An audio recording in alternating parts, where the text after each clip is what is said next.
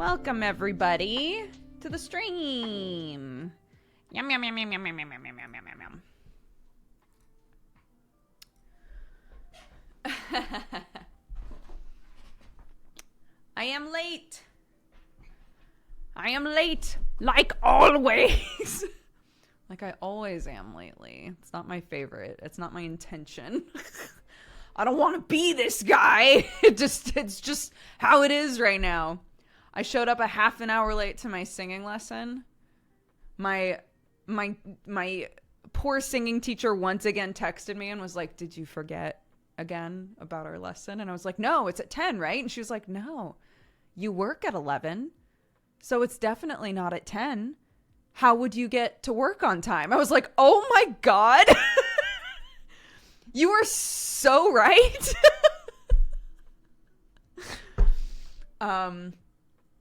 So this nice leisurely morning that Clark and I were having together before we went to my singing lesson turned into me like, "Clark, I need you to pee and get in the car. Go, go, go, go." And she was like, "Mommy, I found a ladybird." And I was like, "No, I need you to pee and get in the car. Go, go, go." Do you think I can bring the ladybird to the singing lesson? Do you think that maybe your teacher has a terrarium for ladybirds? I don't know, honey. Please just go pee. It was a nightmare. It was so much, but it all worked out. Basically, my singing teacher had said to me, "Hey, I know that Clark's in school. She won't be able to actually take lessons with me, but you've said that she's really interested in music. If she'd like to come over for one of your lessons while she's on break, she's totally welcome. That would be really fun, I think." And I was like, "Okay, sure, why not?" So she and I went to my singing lesson together today. And because timey-wimey stuff got all messed up, I was like, "We're heading over now." And she was like, "Okay, I'll expect you for 10 o'clock and we'll just do as much as we can before you need to go." I was like, "Okay." So we got there at 9:35 or something because of the go, go, go, right? We got there at 9:35 and her husband was like, "I'm so sorry. She's not here. She's picking up our son from the train station. But would your kid be interested in playing around on the piano or something?" I was like, "I bet she would love that." So he gave her an impromptu little piano lesson, which was so cute, and taught her how to use the pedals on the piano and all sorts of stuff. It was really fun. And he opened up they have one of those big grand pianos, right? So they opened up the back so she could see all of the pedals working and stuff. And it was really fun and she loved it. He brought out a little what are those called? The dome drums, the dome shaped drums with the little divots in them that make the doom doom doom doom doom doom doom doom, those sorts of things. Brought out one of those so she could play with that. Thank you, Vet. Thank you for the raid. A hand pan, yes. Brought out a hand pan so she was playing on the hand pan, very similar to a steel drum, yeah. So he just occupied her with random musical instruments for 20 minutes until she got back. And she was so good with Clark, was had her do the whole vocal warm up with us and then just played a backing track and handed her a microphone and was like, "Do you want to just make up a song?" And Clark was like, "Yeah." And for the entire backing track, developed this whole song on her own that had percussive elements. She was tapping on the microphone and stuff. It was very cute. So we just let her do that for a while. It was great. And then I tried singing a couple of the songs that we've been working on and Clark listened and it was really, really fun. It was fun enough that when it was time to leave, Clark had an absolute meltdown and was like, "But I want to play more on the piano and I want to sing more and I want to do all of these things." And they were like, "Oh." I was like, "Well, they have to teach other people, honey. he has to do a saxophone lesson, and she, you know, has another person coming in to learn how to sing. And Clark was like, but I only got to have one turn singing and playing piano. And she had too much fun, way too much fun. Yeah. So I was talking with my teacher, and she was like, Clark definitely is very musical. It's really obvious. She has very good rhythm, hits notes really well, obviously loves the piano. So she was like, you know, if you're able to get like a little keyboard or something for her, I know her birthday's coming up, but like, I think she would really, really benefit from that, to just have something to just sort of develop her own songs on, because she obviously wants to do that. And I was like, yeah, I agree. I think she would really like that. So, and as we were walking back to the car, she was sobbing, and she was like, do you go to singing lessons every day? I was like, no, honey, I only go once a week. And she was like, okay, so you're not gonna go tomorrow without me? I was like, no, honey.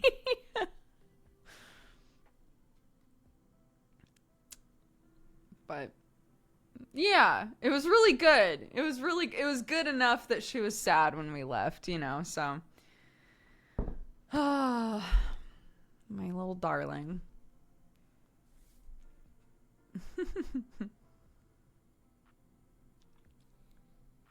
I wish I could still have one of those crying fits. Yeah, they look so cathartic. It's like when people talk about babies on planes, and they're like, look, I want to cry too, dude.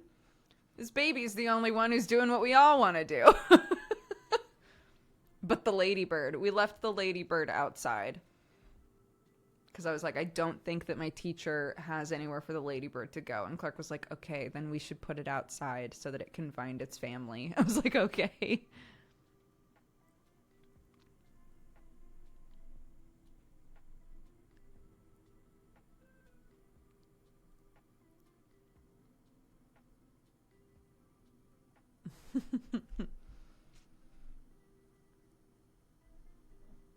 You know what was cool though? Her son, I had never met him before, but he plays piano like Jared does. I say like Jared does because he plays piano and sings, which is also what Jared does, right? And started playing around the same time that Jared did, when he was like really little.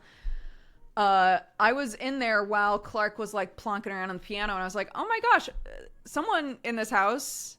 Blair, thank you so much for the raid. Welcome. We're talking about I took my little one to a singing lesson with me, and she had way too much fun and was like sobbing when she had to leave and couldn't play on the piano anymore and stuff. But as a side anecdote, she was playing on the piano, and I was looking at the sheet music that they had on the piano, and I was like, someone in this house is learning Hollow Knight music. And her husband was like, oh, yeah, I guess so. That might be our son. I'm not sure. And so when her son showed up, I was like, are you learning Hollow Knight music? And he was like, yeah, I love that game. I was like, it's my favorite game. And then I realized he was wearing, you know, my Hollow Knight zip-up hoodie? I was like, I have that hoodie! It's like, you are also a Hollow Knight super fan. So he played, you know, the like, da da da da da da, that song from Hollow Knight. He played that for Clark, which was really cute.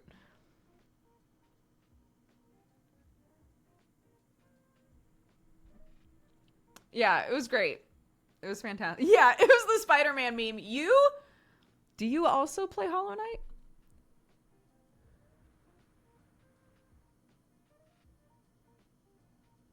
Oh my gosh, yeah. That's so true. You know what's funny is I don't see the little pop-up that happens in chat anymore. So I forgot that it says there's a button below with all of the rules.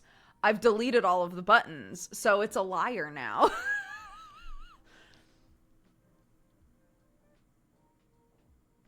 That's my bad. I really need to replace the buttons down below. I deleted them all at some point, and the repercussions haven't been bad enough that I've bothered to replace them. But I really need to do that.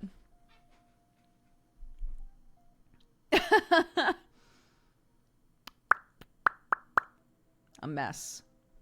This guy, a mess.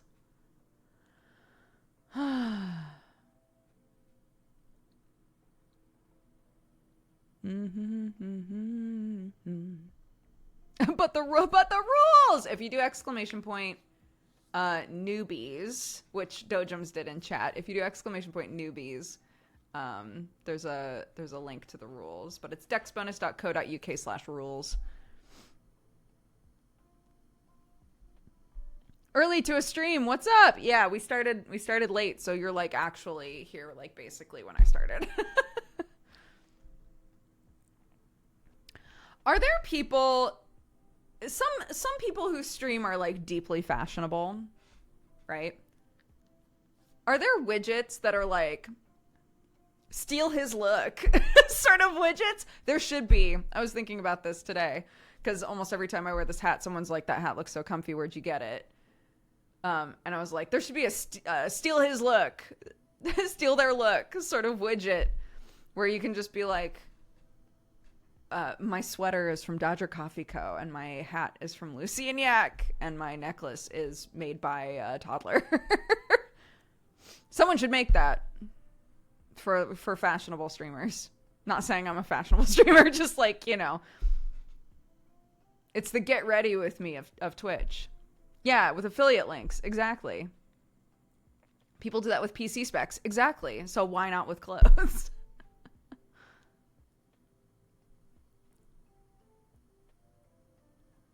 Can do. Obscure 'em. Cracks knuckles. Hold on.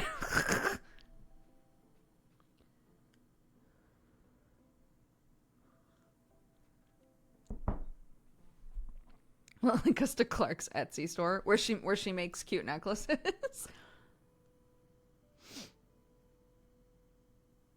He'll do it. He's crazy. If by crazy you mean talented, I agree. I feel like that could work for anything in the room. Like how you kept getting questions about the fan. That's true. If my background was static, it was like totally static, and I had hyper specific things on the shelves, which is what I want to do. Yeah, you could be like, it would be like those IKEA spreads with like the little dink dink dinks that are like, do you want to find this really weird random paperweight? You can find it here at ikea.com. Yeah, exactly. And then I'll also put the chair with, but it'll link to a Rickroll or something. Oh my god. Don't tell anybody about this. That's what I'm going to do.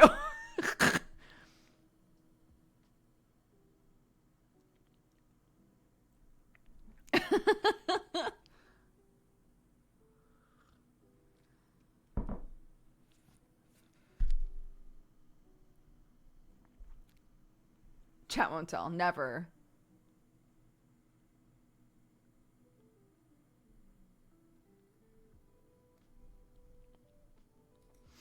What are we not telling? I came in with that. Nothing. I'm sorry. You missed the moment. It's gone now. You're gonna have to just experience the goof.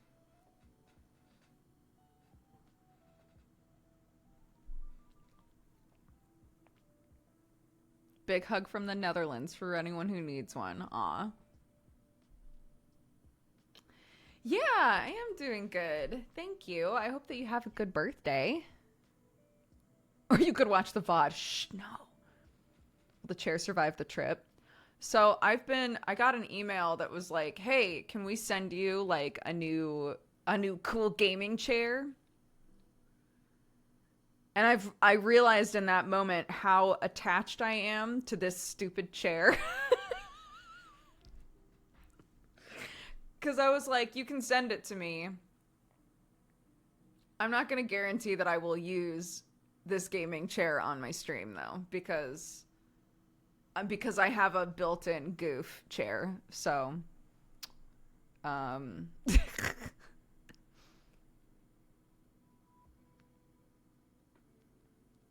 sure, I'd love a new chair. Put it in the background. Here's the thing. I've pretty openly been like, I don't like gaming chairs. I don't find them comfortable, which I told them. I was like, you can send it to me. I will be honest though about how I feel about it, and just FYI, I don't tend to like gamer chairs, you know.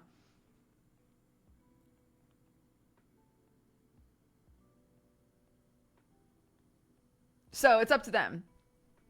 It's up to them if they want to send it to me. 107 months, 103 months. Oh my gosh. So many of you are in the hundos. It's incredible. Thank you very much, guys.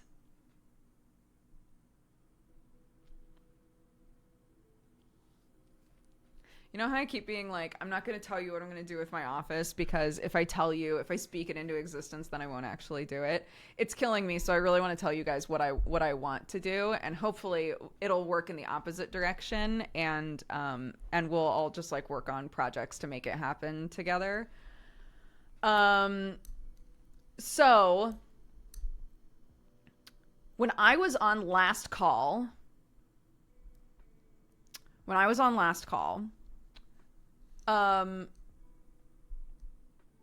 Max, Gassy Mexican, has a setup where he has like all these cool lights in the background, right? And they light up depending on what's happened in chat, which is very fun. And I was like, I don't think that how Max's setup suits like my vibe. But I love the idea of that, of like things in the background reacting to chat, right? Because our pop-ups are always like goofy anyway. They don't always work. So I'm like, it would be cool if something in the background happened, like lit up or activated or whatever, depending on what's happened in chat. I think that would be super, super fun. And then I was like, okay, I've got this big shelf that I've wanted in the background, right? And I've thought about doing like, because there are lots of weird like tiny nooks and crannies. I've thought about doing cute little like mossy scapes with like little figures and stuff in them, just like little almost like I don't know if diorama is the right word, but just like bits on the shelf that look like alive, right? So then it turned into, yes, lots of little biomes, exactly. So then it turned into, do they make fairy lights? Do they make fairy lights that work with programs on your computer that will activate with chat? They do. It's hard to find them, but there is a company that makes them. So then I was like, okay, fairy lights, right? You use fairy lights for that hot glue thing where you make little mushrooms out of hot glue and they light up with the fairy lights. Are you following me? So then I was like, okay. So I can make cute little, like, biomes on the shelf. And, like, you know, some parts of the shelf will obviously still have things that belong on a shelf. But, like, little areas on the shelf with little mushrooms made out of hot glue or whatever around fairy lights.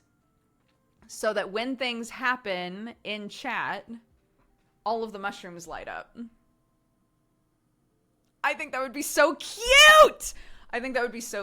It'll take a lot of finagling, which is why I was like, I want to just tell you guys because I think we're going to have to like figure it out together. But I think it'll be so cute, dude.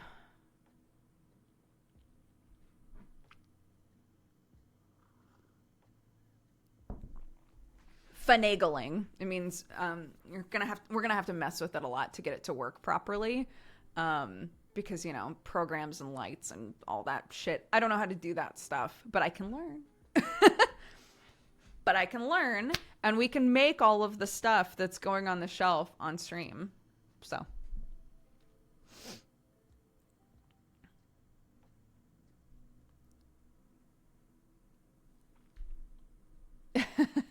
Finagling is a good word. I like it. What's with the beanie? I haven't seen you since Total Biscuit. I wear a beanie a lot. So I like beanies and I wear them. But what's up? If you haven't seen me since Total Biscuit, that's a very long time. I hope that you're doing really well.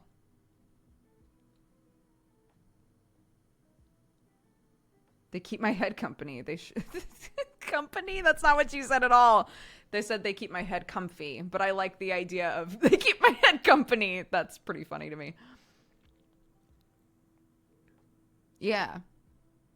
It doesn't, I mean, you know, this is it currently. I was going to try to style it and then my child was feral, so I didn't. So we did this instead. Boop.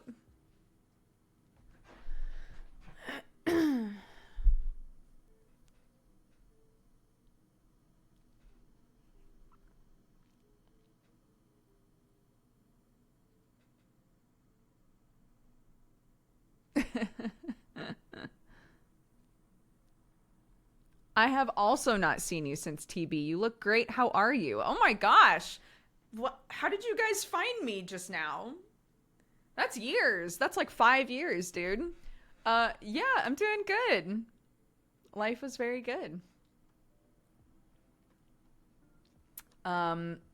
Let's see. Okay, here's the rundown, the quick rundown. If you haven't seen me since TB, you probably know that I was pregnant at one point. That the thing that I was making, it came out. It's a human now. It's nearly 5 years old. So that's awesome. I love being a parent. That's been great. We all moved to England. I live in England now. We bought a farm. We live on a farm. I own a coffee company, which I did when John was around, so you probably know about that, but that's still going. That's still a thing.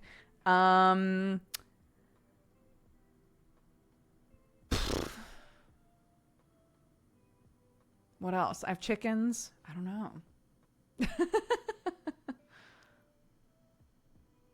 I was confused as to why you were starting early and realized there was a time change. We did have a... That's funny because I actually got here late. Yeah, we're on BST now, so we had daylight savings over the weekend. 60/40. Yeah, 60/40 isn't doing anything currently, which is why I don't talk about it. That like everything that's happening with it is sort of behind the scenes-y sort of stuff. But Jesse, Gerard, and I are all producing a game that's coming out called Gestalt. If you've played the demo for that. We're really excited about that. What else?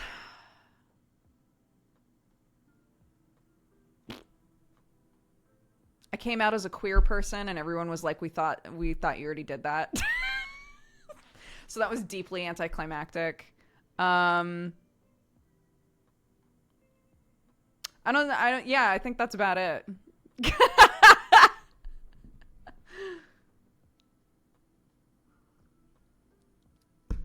Yeah, we knew. Yeah, it was mostly that. Even some of my friends were like, "Wait, haven't you already talked about that?" And I was like, "No.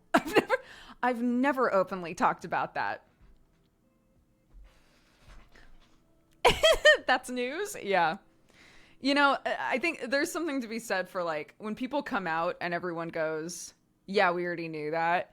I think sometimes that can be like a sad response of like, I've had all this anxiety and I didn't even need to, right? Like don't steal my moment from me. But for me, I just thought it was very funny. Like I stressed so much about talking about it. And then when I did, everyone was like, again? No, for the first time, assholes.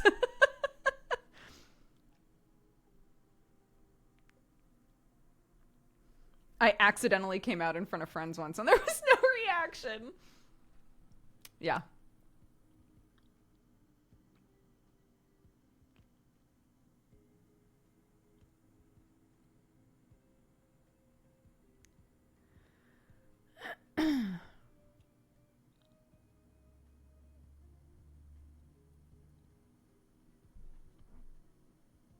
Was our response not good the first time? This is the first time.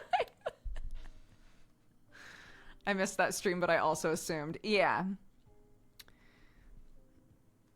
It is what it is. Yeah, and a lot of the people that I'm closest to already knew. I hadn't talked about it with my siblings before, so I told my siblings before I posted about it, and I got the exact responses that I expected from both of them. My brother is very my brother's very sweet and introspective, and like called me and was like, "Thank you so much for sharing this with me. Like, I'm so proud of you." All of this sort of stuff. And my sister was like, "Cool. Do you want to like, I don't know, do yeah." Like she has two, one of her daughters is a lesbian and the other one is pan. So she was like, "All right, cool. Do you need like a phone call? Do you need to like talk about it more or like what?" I was like, "No, it's fine. I just felt like you should know before I like tweet about it or whatever." And she was like, "Oh, okay. Yeah, cool. I love you."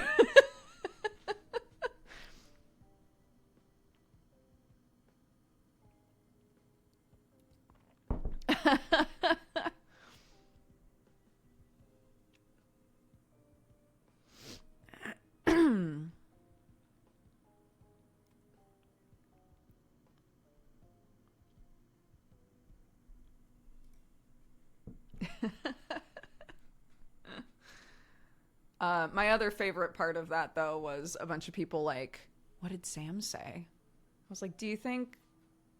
I mean, that does happen, sure, but I assure you, Sam has known since like a few months into our relationship. Like, he's known for years, guys. He's not finding out at the same time as the rest of you. I'm so sorry to say.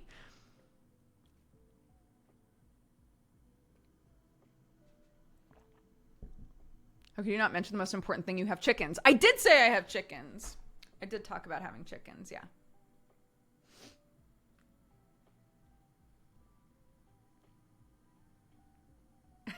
Shocked.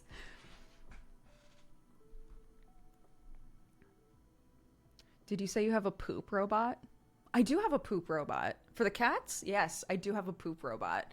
And it's the best. Oh my God. They're so expensive, but if you can afford a poop robot, watch your life change overnight, dude. It's amazing.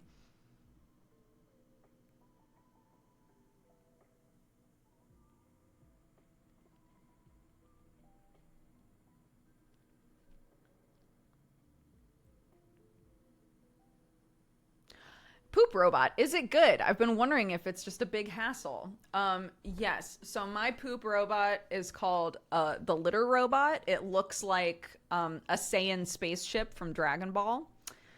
And it took a little bit to convince. One of my cats started using it really quickly. The other cat took some convincing. A lot of people who have talked about them before that have kittens have said kittens take to them really quick because they don't know that it's weird, right? But grown-ass cats like mine are like, "What the fuck is this?" It's amazing, though. It's great. It's so good. Um, it connects to Wi-Fi, so it texts me when it's full. That's great.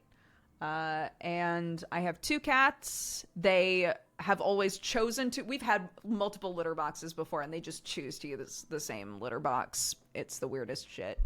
So I have two cats, and they're both using the litter robot, and it takes about a week to fill up. And then it texts me and says, "Hey, you need to empty the litter robot." And I go, "Thanks." Yeah, oh my God, I wish. I wish that it, I wish that it texted and said, "I'm full of shit." That would be amazing. It needs very, very clumping litter. So if you like to use wood chips or any of that sort of stuff, that's not going to work with it. But like it needs like clumping litter, because the way that it works is it rotates. The whole thing rotates, and anything that hasn't clumped onto poop or pee goes through like a sieve, and everything that is clumped goes into the waste bin, right? So it doesn't smell. No, because you have like there's like a container in there, and then once it's full, you just wrap it up. You can empty it more often if you find that you have a smell problem. The only time we have a smell problem is when it hasn't sifted yet. When my cat has just taken a huge shit and it's just sitting in there and the robot's like, I just want to make sure that no cats are in here before I start rotating. And I'm like, get a move on, dude. Start rotating. You smell terrible. But I love you. You're very good at your job. Thank you. It's like a tumble dryer. It is like a tumble dryer. Without the shit. Yeah.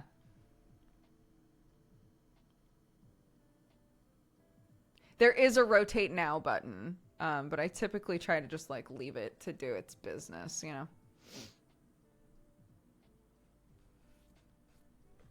A shit tumbler, yeah.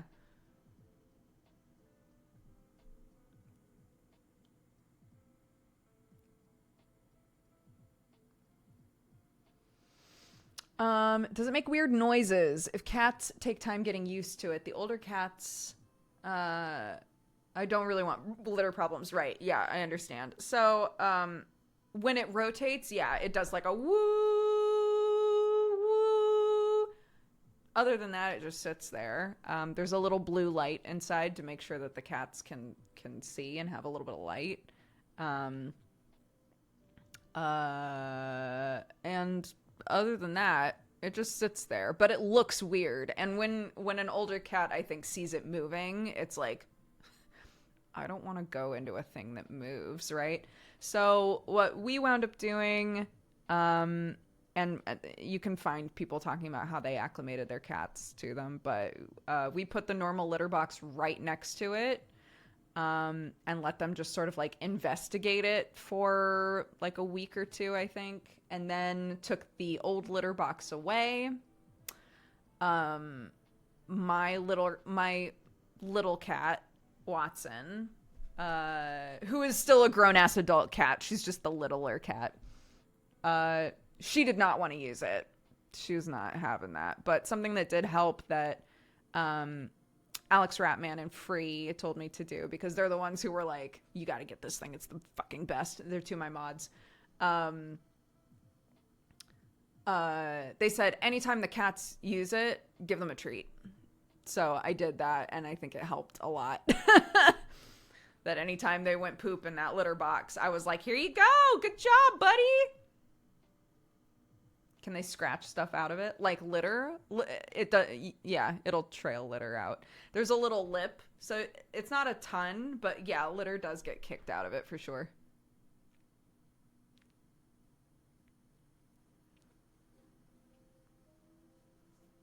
Check you in another 5 years. Bye, bud. Thanks for checking in. I hope you have a good day. Not signed in. Signed into what? Sorry if my computer's making weird noises. There was a weird pop-up just then. What are you doing? Knock it off.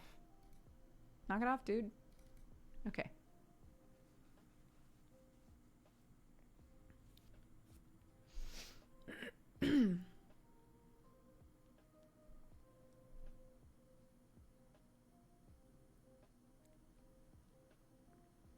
I have 3 roaming rabbits.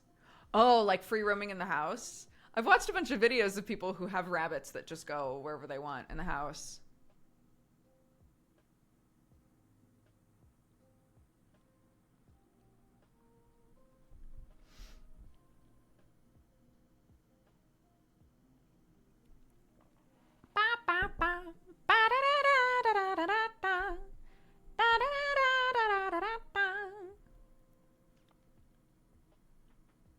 I just saw this. I'm so sorry. Night Ponder, thank you very much. Welcome to the Cat Gang. I appreciate it. I hope you're having a good day. Thanks for the subscription.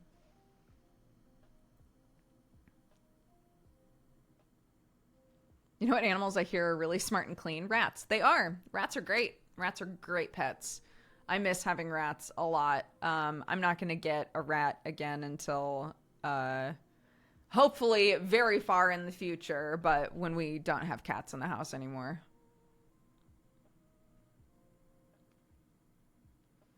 Rats still get a bit stinky. Before any of you were like, yeah, other rodents, they smell, but not rats. Rats rat containers still wind up stinky. So just to be honest about it. I'm excited. I realize Deadbeats comes back tomorrow. Yeah, it's tonight for me. I'm so excited.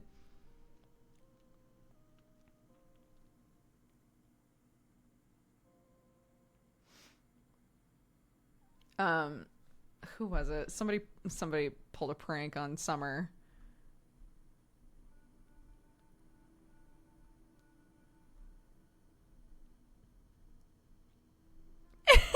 Yeah, Summer wrote in the Deadbeats chat, D&D tomorrow, yeah, baby. And then Joe said, Brett just said that it was canceled, Summer. And Summer was like, I'll kill you. I was streaming. My heart froze.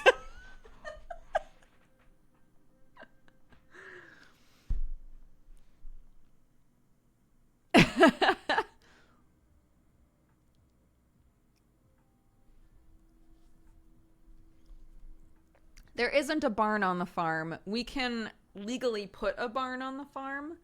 The whole thing is zoned in hyper specific ways. So it's like there's part of the property that can have like, as long as they're mobile, like a tiny home or a lodge or whatever. Nothing permanent. There can be no permanent structures, but like places with the intention of someone staying in them for a bit. Sure. But most of the property is all zoned for agriculture. So if we can put a building on there as long as it's like for an animal,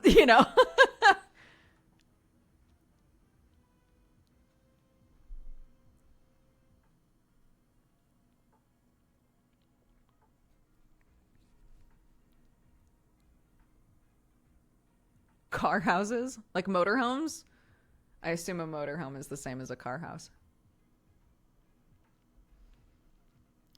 What if you have a barn with an apartment? So I had goofed, except like only kind of goofing, right? I had goofed about getting, I'm getting a chicken coop built right now.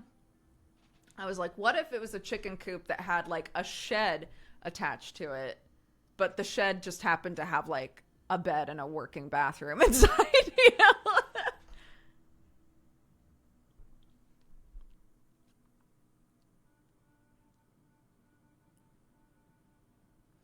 Oh my gosh, I don't know what anime is happening this season. I never know anymore until it like starts. This house is for my cats. But like, kind of, maybe, yeah. Why not?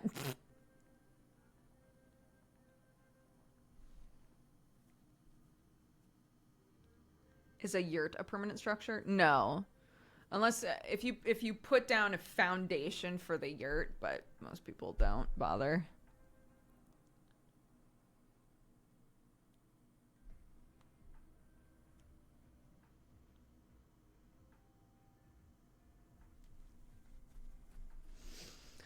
Bum bum bum bum. More Dr. Stone. Oh, Dr. Stone I think is probably just going to be a me thing. When Dr. Stone was on before, I have such a love-hate relationship with Dr. Stone. When Dr. Stone was on before, I was always down to watch it, but Sam was never super excited. There are always anime like that where we'll start watching it and one of us will usually be the one that's like, we should watch this, and the other person goes, okay. A poorly built house then. I don't know if you know what a yurt is, but it's a tent. It's just an elaborate tent. So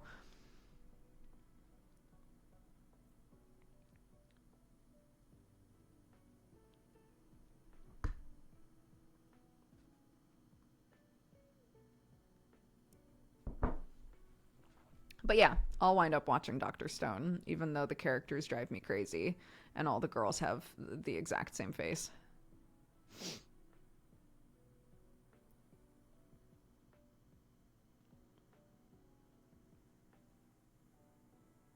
I don't understand how someone can design a bunch of characters and have so many characters with really expressive, specific faces, and then a bunch of characters that are identical. we just lost it. We lost the creativity. It's just gone. Akira Toriyama enters the chat. God, ain't that the truth. Did you see the Darkest Dungeon mod that Benji was playing yesterday? No, we raided into Benji and then I had to go, but I saw that he was doing a mod.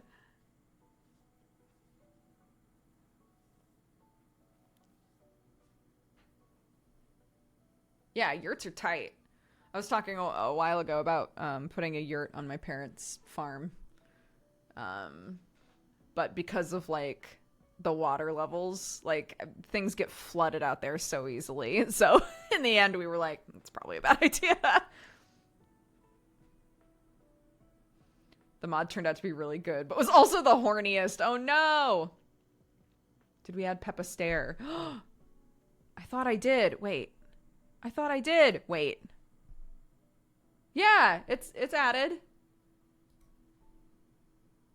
Oh, it's not showing up for me, though. Hold on. Let me refresh. Yeah, there she is. My cursed queen. Yeah, we've been watching My Hero. I thought that it was done, actually, but we have been watching My Hero. We were watching My Hero, Blue Lock, Chainsaw Man,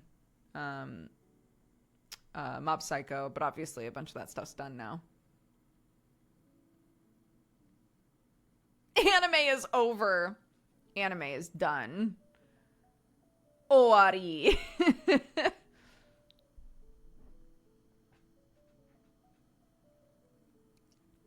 We decided to let Vinland Saga build up a little bit. Because every time we watched an episode of Vinland Saga, Sam was like, fuck. Because of, I don't want to spoil anything. Don't spoil anything in chat. But, like, because of this current arc, I'm trying to think of, like, a safer work way to, like, talk about this. It feels like there's always, like, you're right on the edge of something cool, and then you're like, wait, I need to watch the next episode, you know?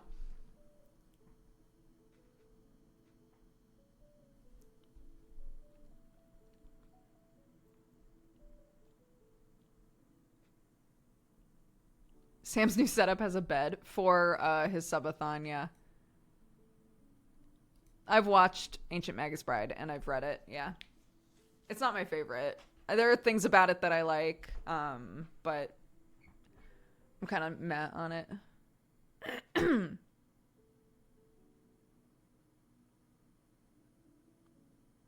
We're finally getting close to the end of the first season of Vinland Saga as the mod team. Oh my god. I need to know how you all feel about it when you're done.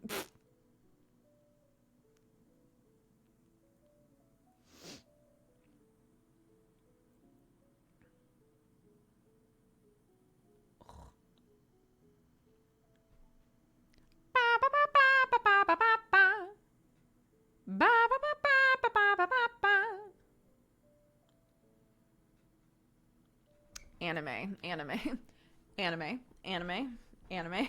It's like doctor.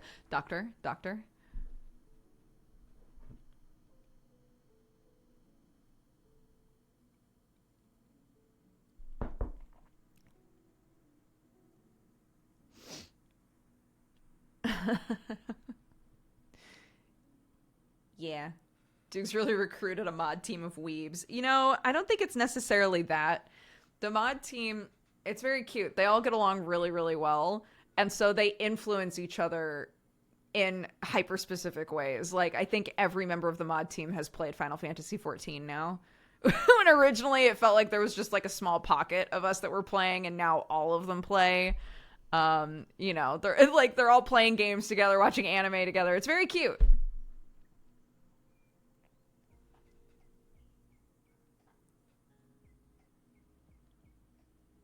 Not me. I'm not. I am lightly part of it. It's mostly just they just all get along and do cute stuff together. It's great.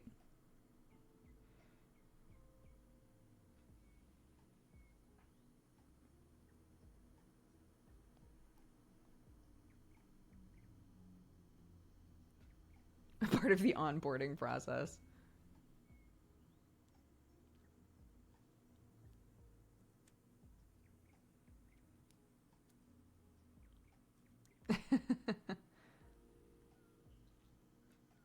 Yeah, I've been thinking recently. I can't do it anytime soon because obviously we're like,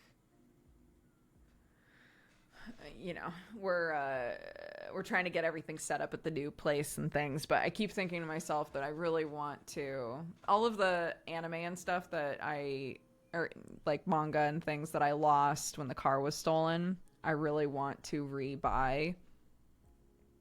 So I've been thinking about putting together a list of like, okay, what manga did I have before that I'm really upset that I don't have anymore? All of Vinland Saga, obviously. I'm super bummed that all of that's gone. But yeah, I want to make a list. I had all of Yu Yu Hakusho. I don't have that anymore.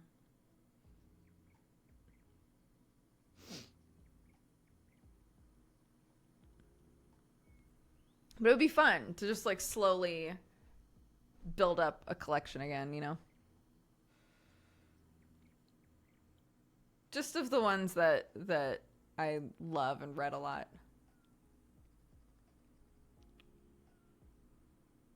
Manga collecting isn't cheap either. No, it is not. No, it is not. So I'm probably gonna just, you know, try and get box sets of things, assuming that that's the cheapest option. Yeah, I had a lot of there was plenty of manga that I never read or looked at that I gave away to a library when I moved. But there was just tons of stuff that I fully intended on keeping and I wasn't able to. Which is a bummer, you know. eBay has been great for me finding whole sets. That is a great shout. That's a very good shout. Yeah, there are lots of options to get secondhand books, so I should definitely look into that. Books also take up a lot of space. They do. They do, yes.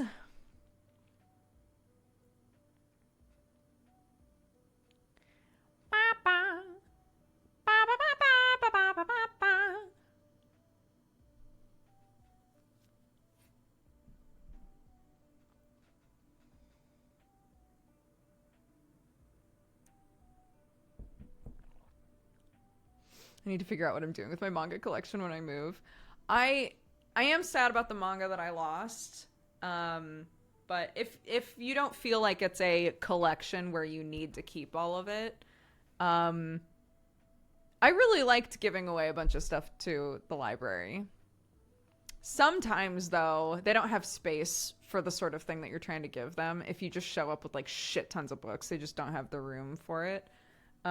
So Kristen had said to like call libraries in the area and be like, hey, these are the sort of books that I have, you know, or email or whatever. These are the sort of books that I have.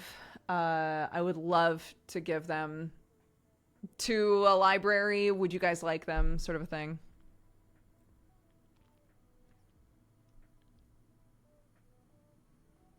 I gave my books to a specialist school. That's very cool. I gave a bunch of... This was forever ago. This was back in coffee time days. A bunch of my old art supplies when I was going through my craft and art stuff and was like, I haven't used any of this shit in years, right? I gave a bunch of that stuff away to like kids groups and stuff. But now I basically have to have everything to run a kids group out of my own house with how many cousins there are. So they ain't getting any donations from me. I keep it all.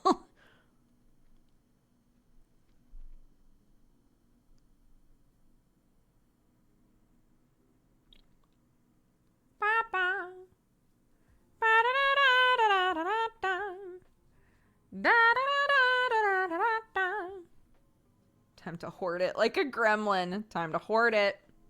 Except I can't hoard it, right? Because kids, in the best way possible, kids see a thing and they think, I want to do something with that. And they just do it.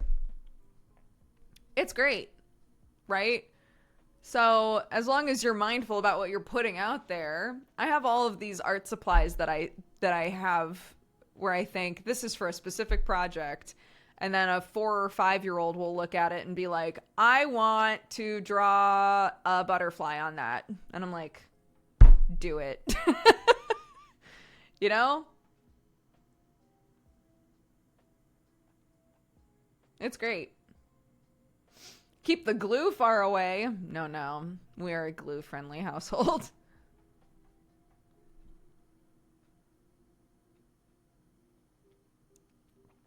We just have a nice plastic sheet that goes over the table, and then they can do whatever they want. No, Clark's cousins have never drawn on our walls. Never once. We've never had that problem. Are you a glitter-friendly household? Only with Clark.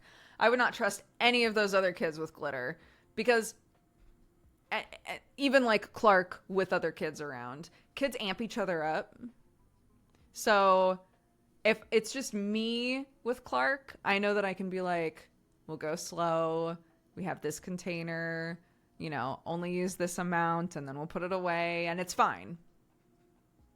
But if it was like me, Clark, and one of the other cousins, they would be like, glitter! You know, and it would go everywhere, and it would be a nightmare. So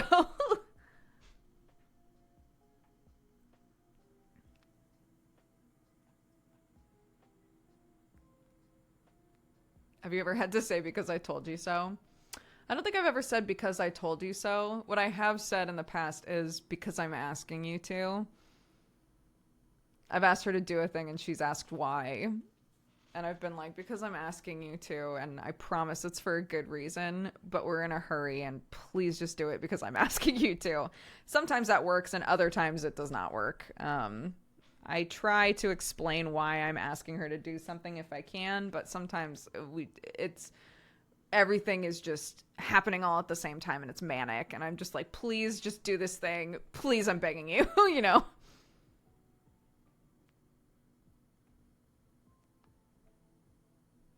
Honestly, yeah, glitter glue. Glitter glue is amazing. The glitter doesn't go anywhere. So if you can get one of those little like squeezy tubes with like glitter glue inside, that's great. They'll just sit there and squeeze that out on some paper and be like, look! And you go, that's art. That's tight right there. But then you run out and then they cry and, you know. What are you gonna do?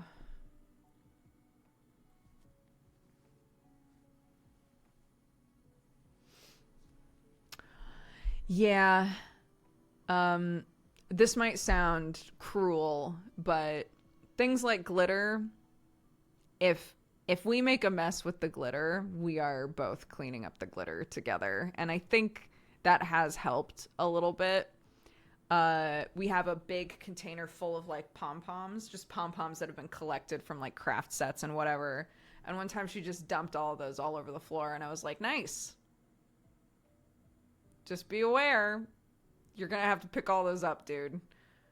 And in the end, we compromised. And I said, if you can pick them all up to fill up to here on the container, I will help you with the rest. And she was like, okay. Dude, she has never done that shit again. She was like, if I dump this out again, I'm going to have to fucking pick all those up. That sucks. And I'm like, it does suck, doesn't it? Imagine me, your poor mama, having to do that all by myself because you walk away? Absolutely not. Oh, it's about to start an ad. Yo, an ad's about to start, dude. You ready for some words on stream? Is it working? Why are you being such a patoot? Hold on. There we go. And bam.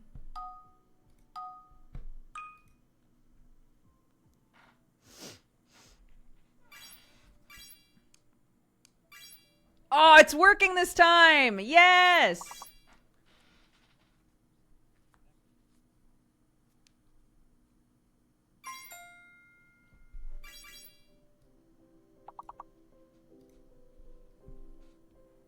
We should try one of the other games sometime.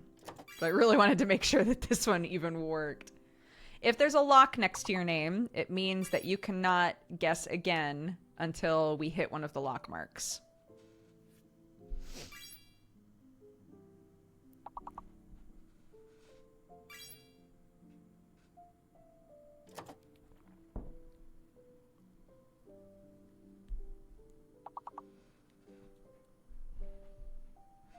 Two left, dude!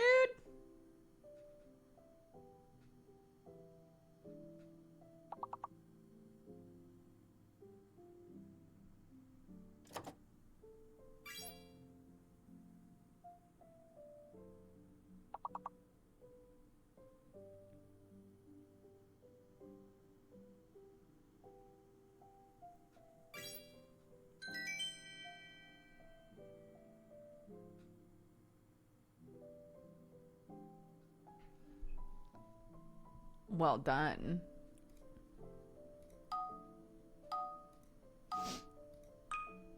That's made up. You can always Google it. You can goggle it.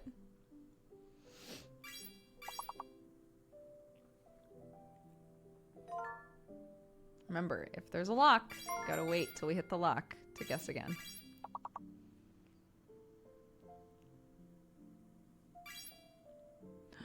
Oh my gosh, you guys are crushing it. 2 words left.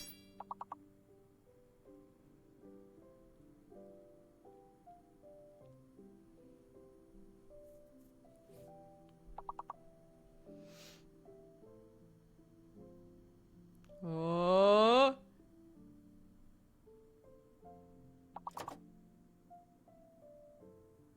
What is it?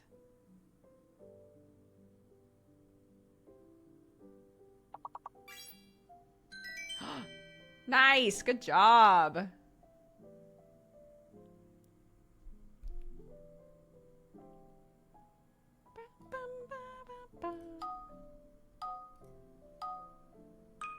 Okay, I think we have ad time for one more. We'll see. There is a fake letter.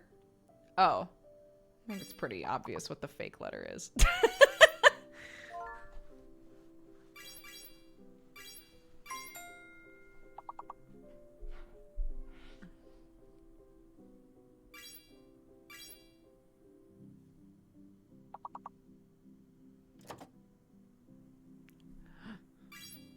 You're all unlocked.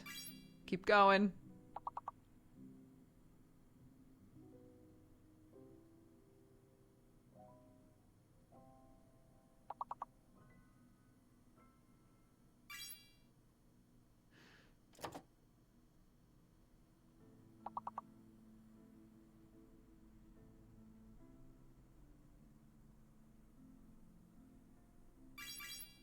Oh! Well done! Oh my gosh. You guys are good at this.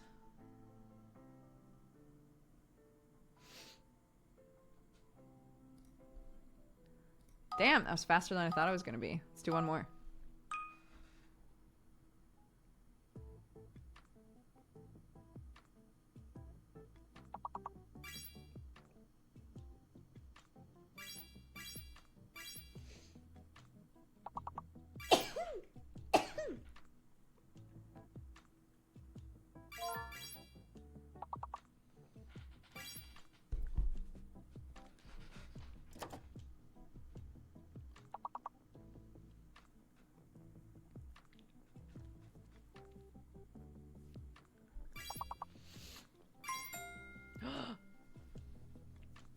The N is the fake letter. What? But, like, corn is a word. I guess it just means, like, yeah, you can make words, but they're not on here, I guess.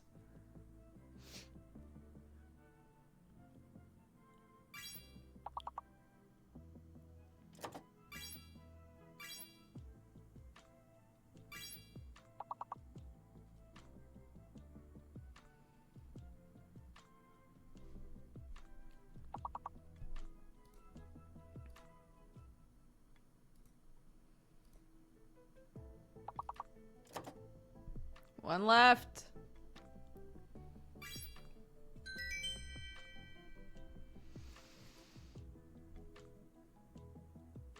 Well done, gang.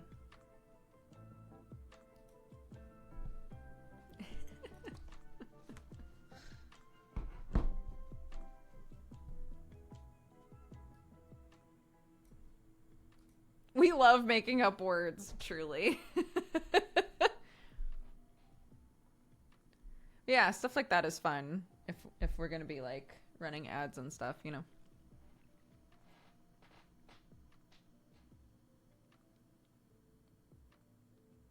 And yeah, as always, the bot is still in effect. So if you type a word that is gonna be picked up by the bot, it'll still time you out. So it is what it is.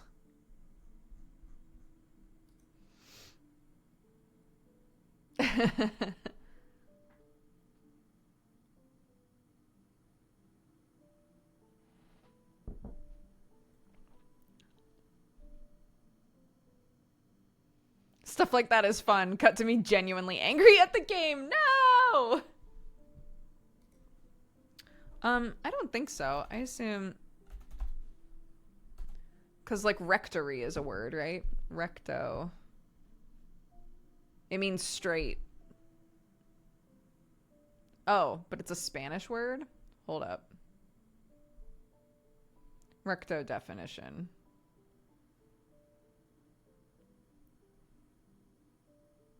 The side that is to be read first. The right-hand page. Okay.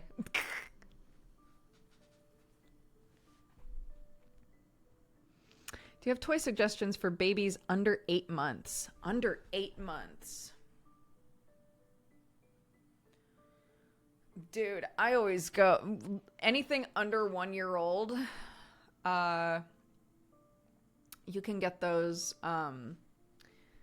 any like puzzles that are intended for really little kids that are like shapes that have like their spot that you put them into, and they have little like grabbies. Hold on, I'll try and find you a picture.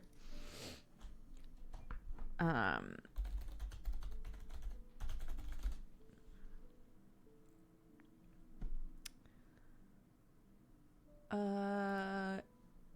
that sort of stuff. That's a bit more advanced than what I'm thinking of. Things kind of like this, but you can get them with little like bits to pinch and hold on to like grab and pull up and put back down. Stuff like this is really good for that age range. It also depends on like if they're upright or not. Blocks, soft blocks.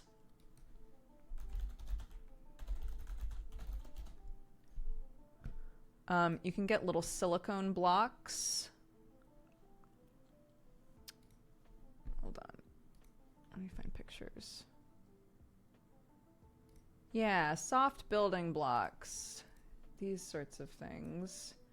I've gotten these for a lot of the littles in our family. These, because they can bite them, and it's not like wood. It's not going to splinter or anything. They can just go, you know.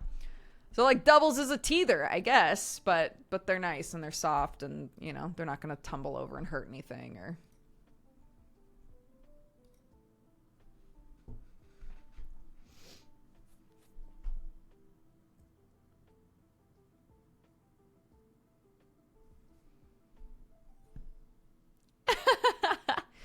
To be fair, the whole like state, I'm also having to think to myself like, okay, what all was Clark doing around 8 months, you know, around 7 months? It goes by so fast that even parents or, you know, like grown-ups that have been around kids will go, wait, what were they doing around that age? Typically kids are like trying to walk around a year. They've probably figured out how to mimic certain types of noises. Maybe they've put together a word or two, depending on like how verbal they are.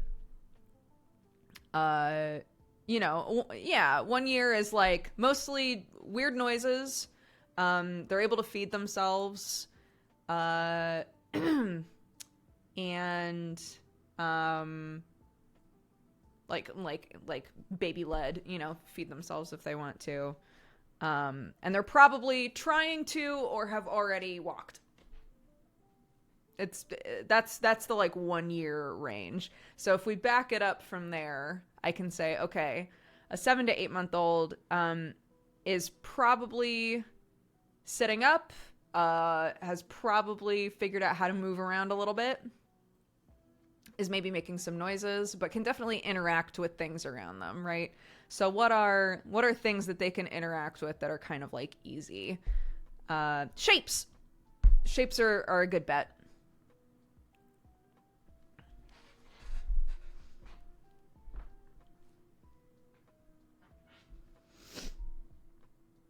Yes, that's also very true. This is the age range where everything goes in the mouth, right? Kids are learning about all of the things in their environment. So everything, they touch it, they bite it, they want to feel it and taste it. Those are like the first things that they try to do with everything. So anything, again, that's why I like the like silicone sort of toys. You can wash them super easy. It's super, super easy to wash silicone toys. So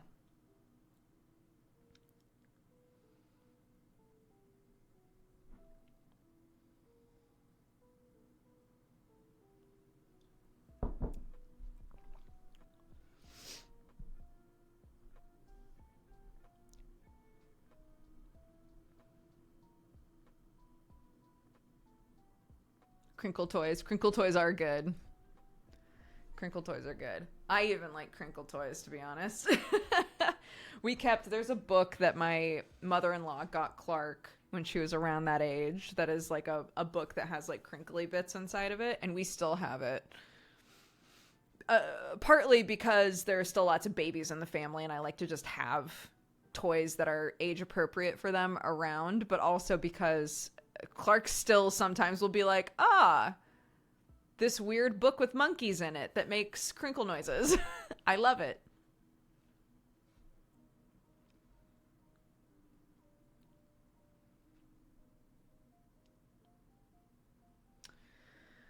Yeah. Little kids, babies, they're a lot. But they're so fun. There was something so, my kid is almost 5, but there was something so precious about her, like kind of like going with me to a music themed class, and like learning to do a couple things on the piano and doing like singing exercises with me, and how upset she was to leave because she like really loved learning about those things. Like kids are just like humans in general, we are designed to be sponges. We want to learn things. It's so cool. It's sad to watch my kid burst into tears because she can't touch the piano again. But like at the same time, it's like, that's so cool that she was like loved that so much. Things that we think to ourselves like, it's a piano.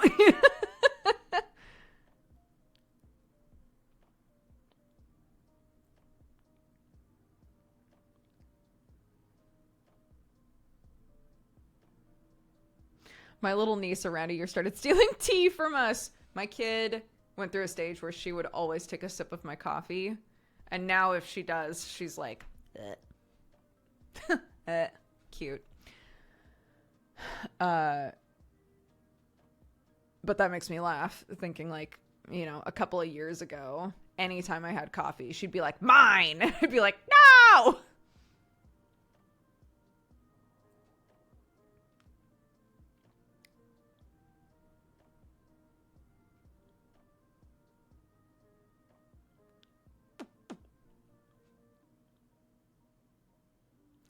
I was watching a video.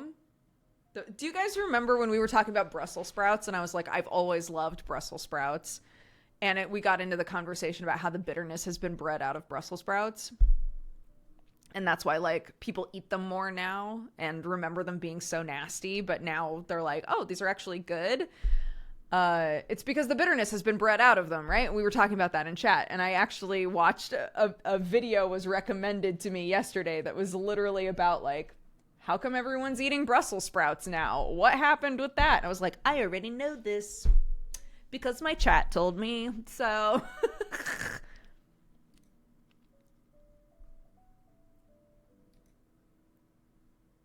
those things are nothing but bitter to me. How recently have you tried them?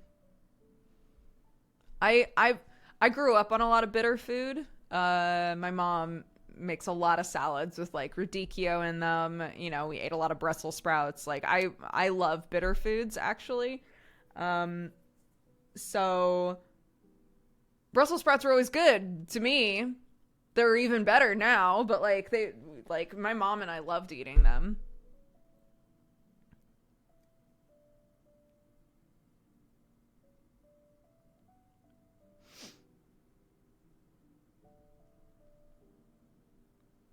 You know, slaps spinach. Spinach is pretty good. Clarky and I went on a walk, and I was like, oh my gosh, Clarky, it's almost nettle season. And she was like, ugh. I was like, but, you know, I actually really like nettle season now because I use nettles in so much stuff. She was like, how come it doesn't sting our mouths when we eat it? I was like, because it gets cooked, and there's nothing to sting you anymore, you know? You can use nettle leaves in place of spinach, which is why I thought about it.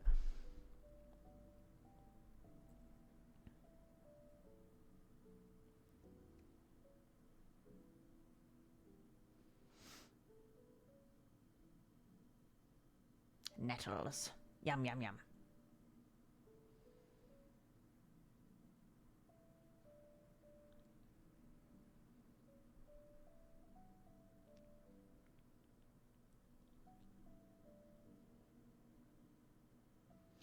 How do you wash the nettles? I had an issue with them bringing bugs in.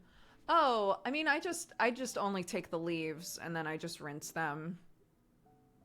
I get a big bowl, put water in, put all the leaves in, rustle them around, rinse them, put them in a salad spinner. That's typically what I do. Nettles, aren't they poisonous? No. Nettles are really good for you. I mean, there are lots of varieties of nettles, so I would say look up the type of nettle that grows in your area, but like stinging nettles, no, they've got lots of really good stuff in them for you, which is probably why they sting you. There's just little hairs on the bottom of the leaf that stings you, which is why if you pinch it really hard when you grab the leaf, if you're barehanded, you crush the needles, so it doesn't sting you. But if you just touch them lightly, that's when it stings. And if they get wet, if they get hot, if they're cooked at all of that stuff goes away. They won't sting you at all. But yes, that's also true. You're also instructed that if you want like yummy nettles, you want young ones. Older nettles get a bit tougher.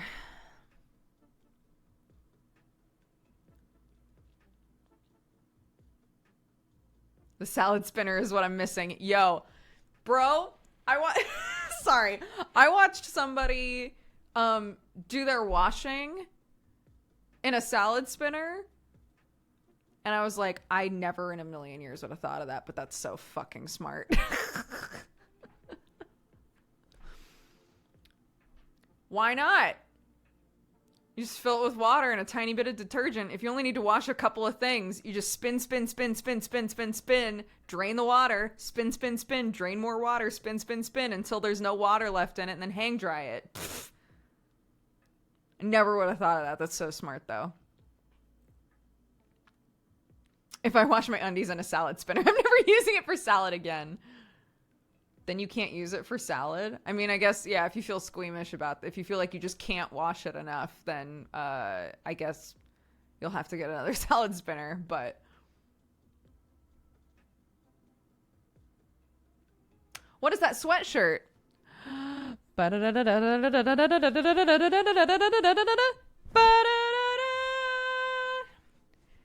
It's a Dodger Coffee Co. sweater. and it's very, very comfy if you would like to check it out. DodgerCoffeeCo.com. Yeah, buy an undie spinner. Hashtag ad. Yeah, hashtag ad, I guess, for my own company.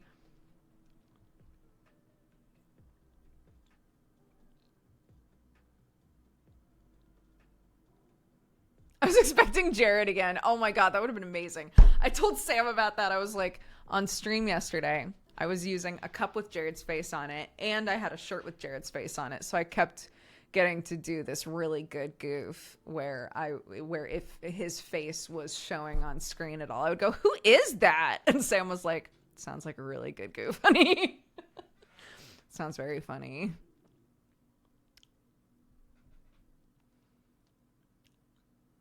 Get you a supportive but sarcastic partner.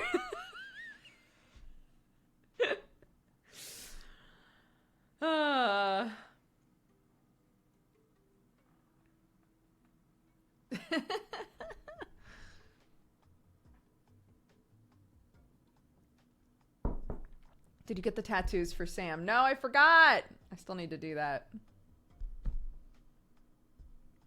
He was like, just FYI, if this subathon doesn't like it could potentially only last a couple of days. I was like, what?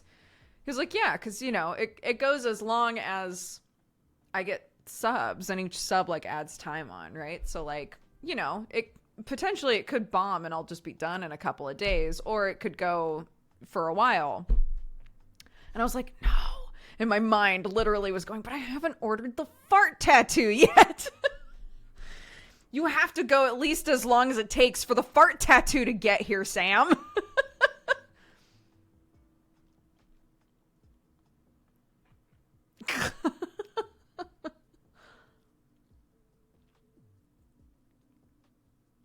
100 days later. It's so our kid's birthday is at the end of the month. So we're basically like, okay, that's the cutoff, right? It's not like it'll just go as long as it goes. It'll go as long as it goes up to the birthday, because Sam's not missing his kiddo's birthday. So once it's birthday time, the subathon's done, even if he gets a shitload of subs, which I hope he does. That would be amazing.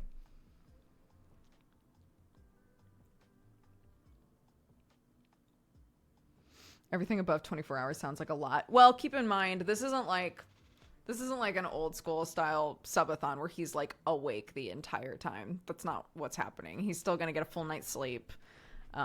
It's just that it follows through into the next day. So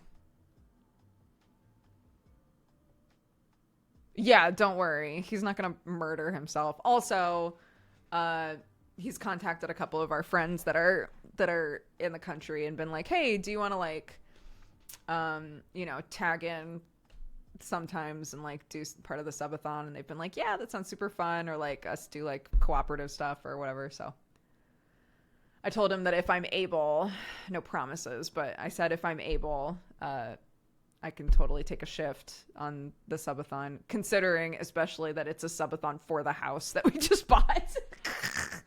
So like, it's my house too. I can participate.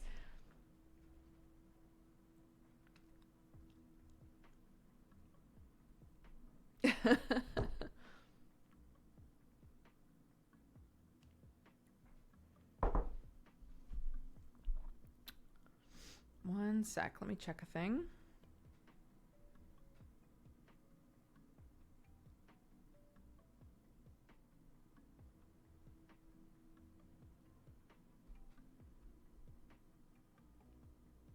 I think Sam and I are going to go see a movie before he hibernates.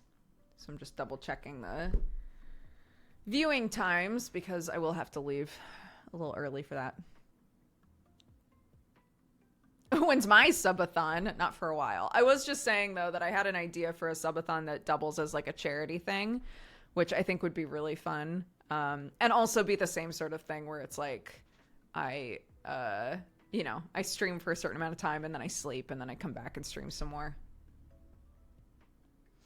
We haven't seen the Dungeons and Dragons film, but hilariously, my mother and father-in-law did, and they did not understand a single fucking thing that was going on. So they were like, I mean, you can go see it, I guess, if you want to like waste your time. And we were like, I'm sure that if we watch the movie, we will understand the references.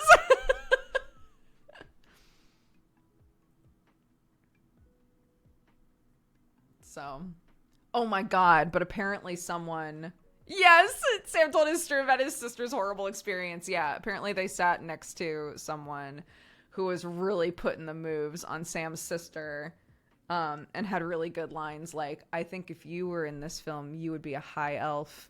And she was like, I don't know what that means.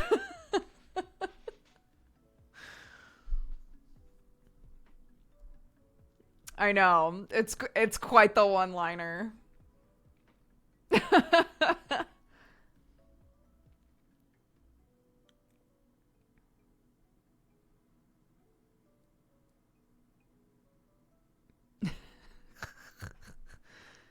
In the cinema, like in the seat next to her. Yeah, like while they were watching the movie, he'd lean over and be like, do you want to share my popcorn? Like just random shit like that. And she's like, I don't know you.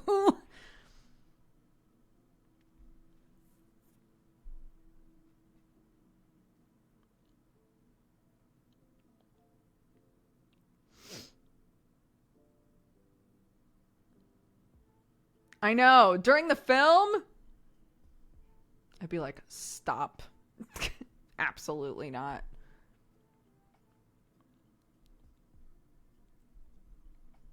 Halt. Cease.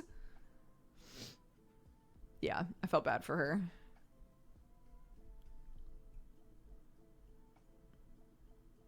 Stop there, criminal scum.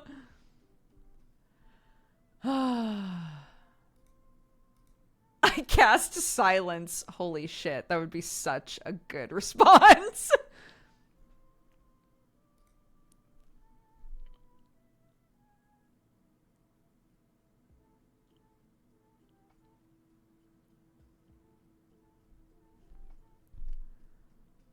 What are you gonna do?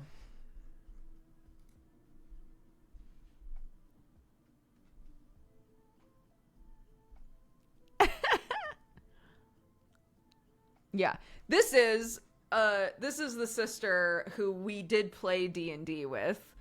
So she has like cursory knowledge, but I think was just so desperate to be like, I have no idea what's going on. I don't understand any of these one-liners that you're trying to throw at me. Ha ha ha ha ha ha. You know. At least say she's something cool like a tiefling. That would work better on me at least. I pretend I do not know. It was that, yeah.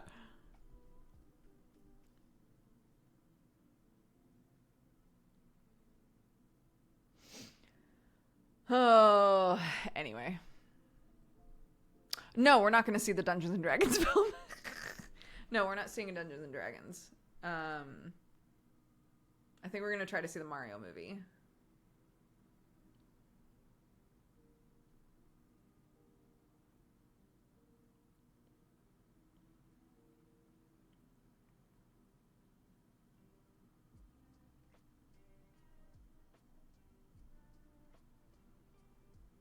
There is a Mario movie. I've heard not great things about it. Oh, we've heard really good things about it. I'm excited to come back and tell you how I felt.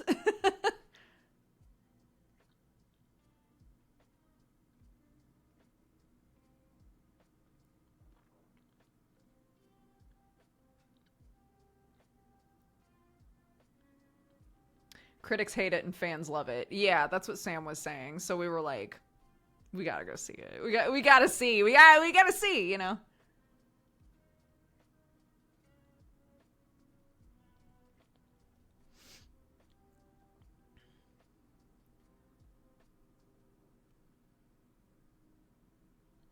Yeah, again, I'll always take the opportunity to say, uh the person who does Mario's voice in the French version, if you've watched the French trailer, is so good. It's so good. I plan to watch this movie and in the future watch it in French.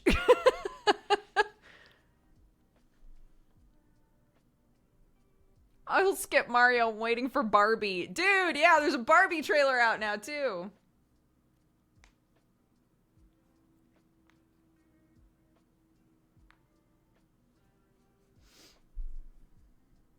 I don't know how a Mario movie can be bad if you go in there with the expectation of seeing a Mario movie. That's fair.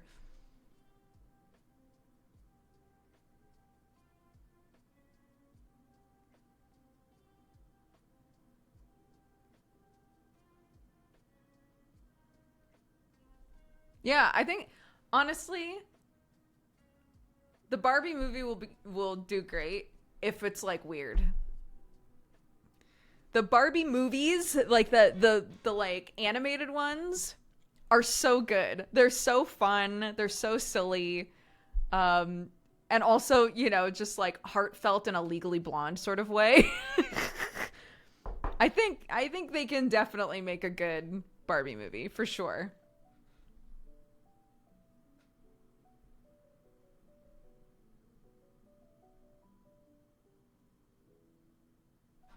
Oh.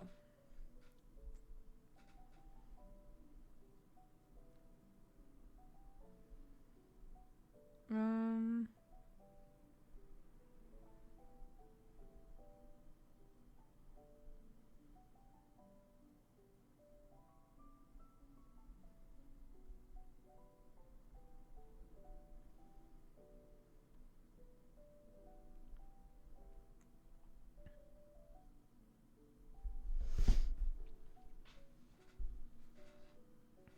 Aqua got it right in the 90s.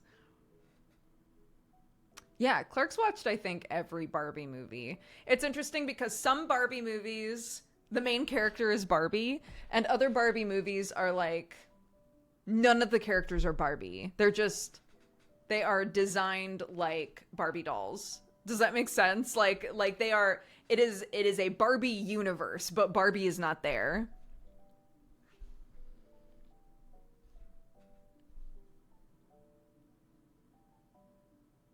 My coffee company will ship anywhere that we are legally allowed to. I would say just double check the shipping because we're shipping food products. So depending on where you live, shipping can be really, really high, or it can be fine. So put stuff in a cart, double check the shipping. It'll be different for every country. So.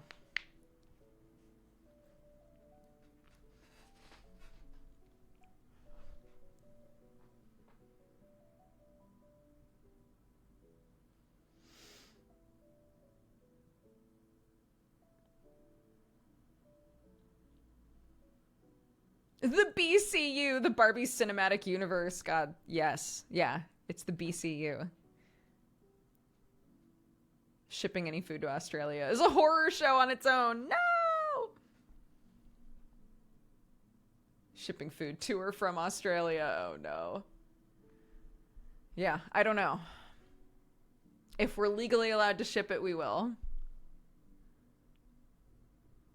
Is Toy Story part of the BCU? That's a great question.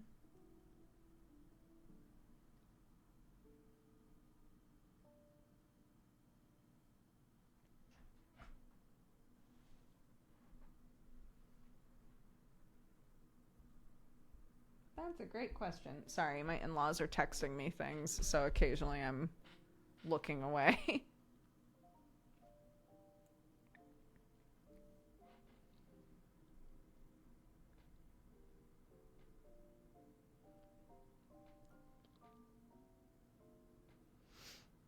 I just want to try lamingtons.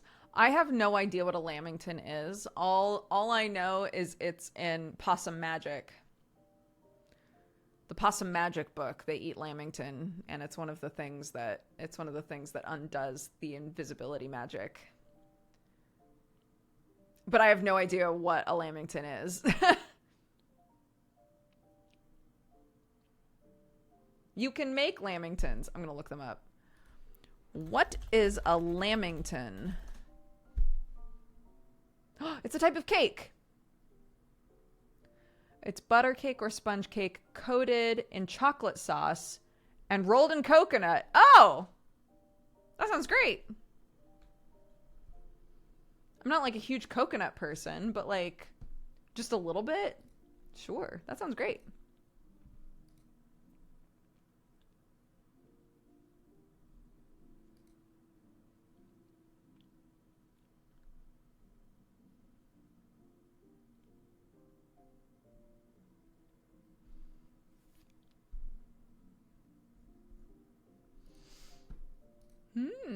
What are the other things that they have in Possum Magic? I'm trying to remember.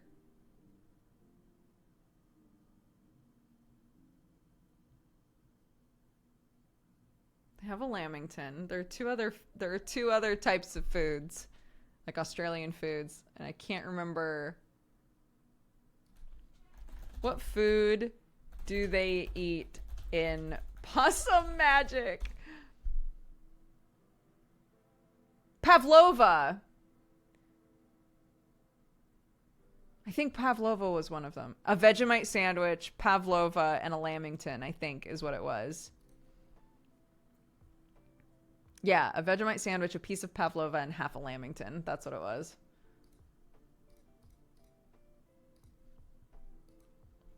I just Googled Possum Magic. That cover is wild. It's a really cute book. It's super, super cute. It's about a grandma possum who does magic. And she turns her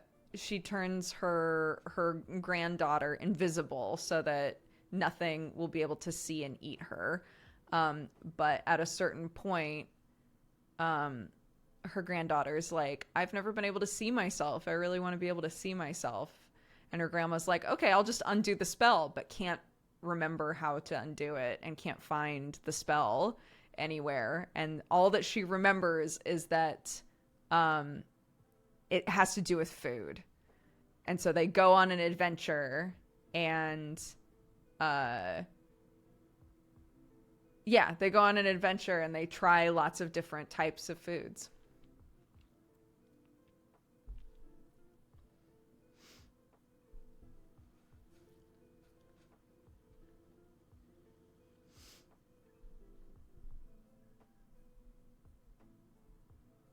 And it's cute. And she slowly reappears.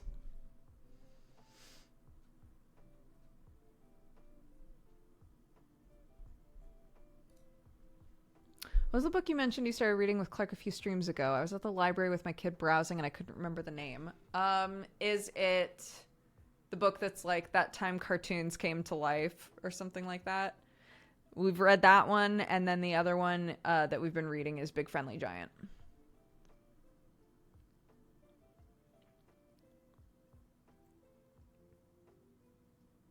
Big Friendly Giant, legitimately scary. But, you know, it's...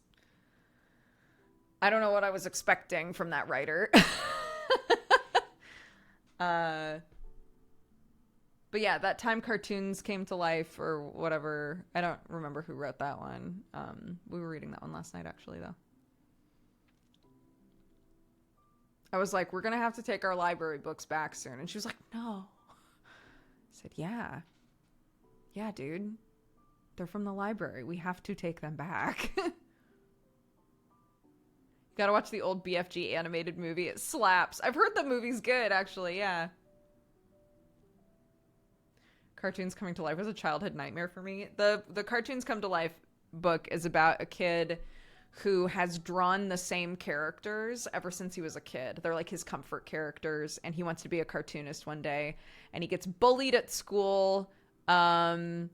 And the bullying is always has to do with like the things that he's drawing, and he like has a moment where he's like, maybe I'll just never draw again, and in that moment somehow casts a spell, I guess, that brings his characters to life, and so his cartoon characters are just alive in his house, and he's trying to figure out how to send them back to the cartoon world, and through the adventure of that, falls back in love with drawing and remembers why he draws in the first place. And, you know, it's a coming of age, like, you know, be confident in who you are sort of story.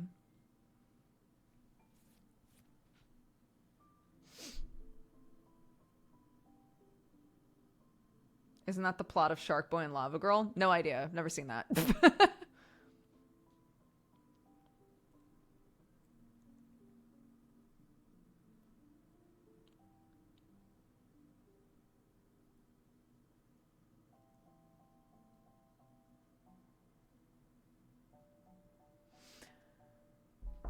Chalk Zone. I remember Chalk Zone.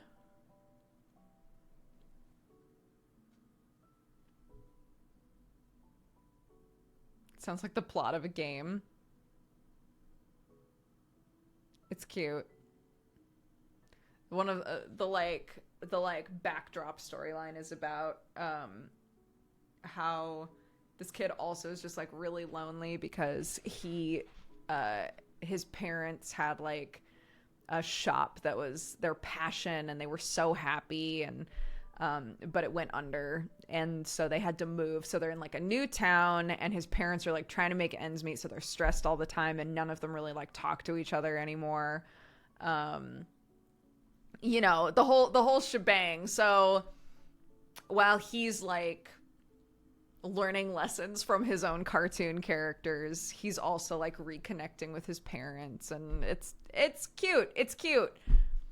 But it's also like there have been a couple of it's definitely intended for kids who are older than Clark. So there have been like even just the fact that he gets bullied at all. She's like, why would someone do that? Why would someone be that mean? And I'm like, honey, I pray every day that no one is ever going to be mean to you in the way that kids are mean to each other in this book. But unfortunately, sometimes kids really are just assholes, you know?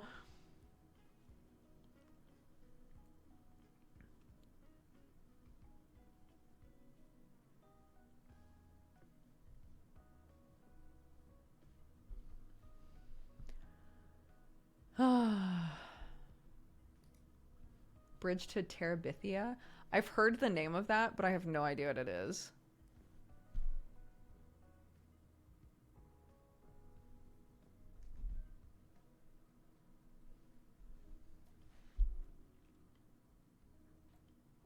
Just watch it, but not with Clark. Okay.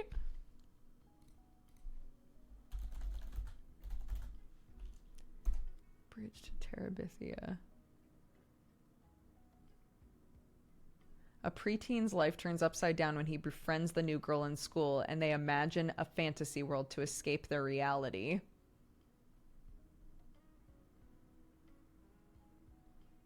Okay. Two friends escape from real life into an imaginary world of their creation.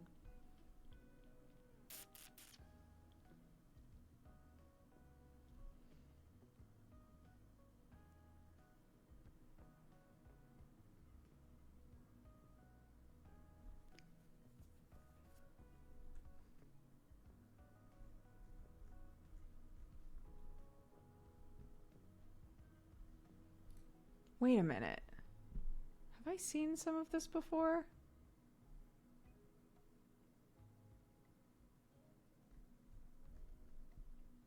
No, I'm thinking of a different movie.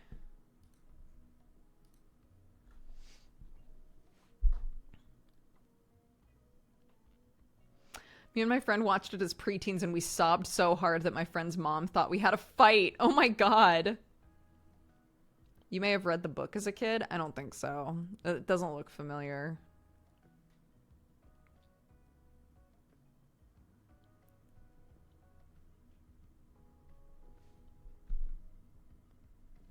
It's actually not okay that it was marketed like that. Oh no. Good to know. Trailers and descriptions make it sound like it's a Narnia knockoff, but it is not. It gets dark. Yeah, that's kind of what I'm picking up from chat. We are talking about Bridge to Terabithia. No spoilers.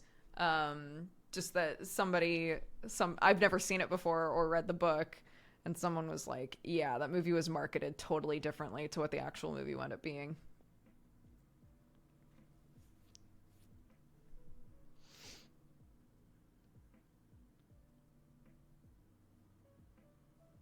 I loved watching Dukes' face slowly change as she read the plot.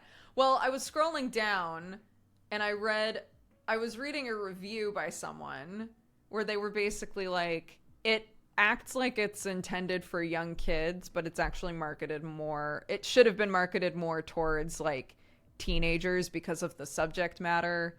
And so it was a review where someone was like, I wish that they had marketed this differently, basically, which is exactly what you guys are saying.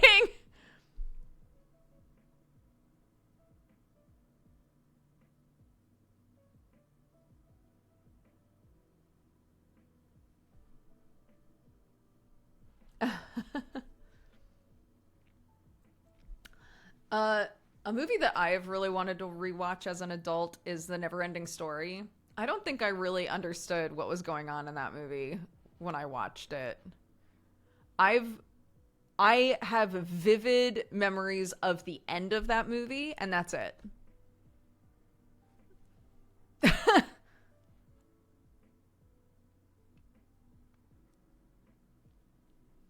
With the flying long dog. Exactly, with the flying long dog.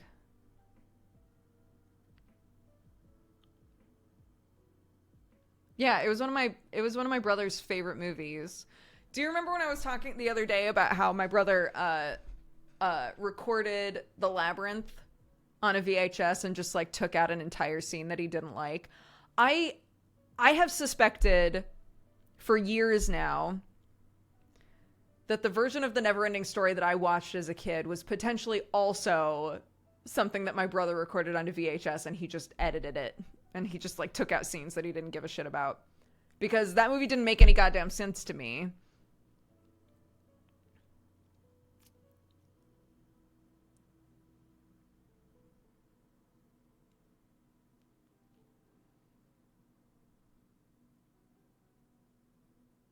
The sibling abridged version. Yeah. So, for anyone who missed that story, my brother cut out the entire ballroom. If you've seen The Labyrinth, there's a ballroom scene. That's all that I'll say in case you ever want to watch that movie and be pure. But there's a ballroom scene in it, and my brother just didn't record it because he thought it was stupid. And so as an adult, I watched The Labyrinth, and I was like, what the fuck? There's a whole scene that I've never seen in my entire life that gives more context for things, right? And I keep wondering, maybe that's why The Neverending Story didn't make sense, is because Jared also recorded The Neverending Story and was like, this scene sucks. Not recording that.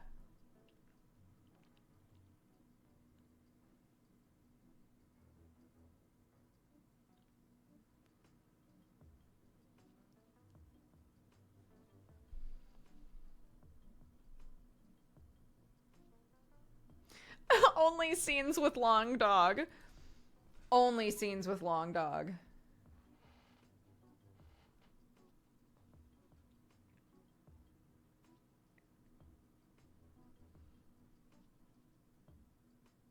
My brother gives people FMA Brotherhood without the last episode because he didn't like it. What? That's such a commitment to then be like, you don't get to watch the end. You're welcome. I did this for you.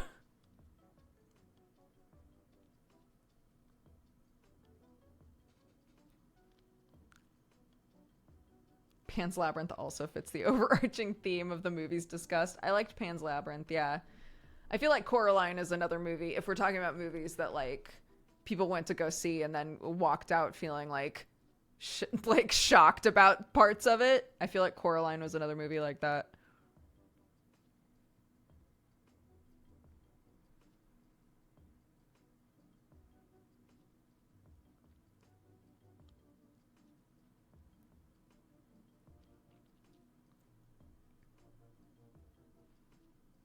Yeah. The whole concept of Coraline is so spooky, dude.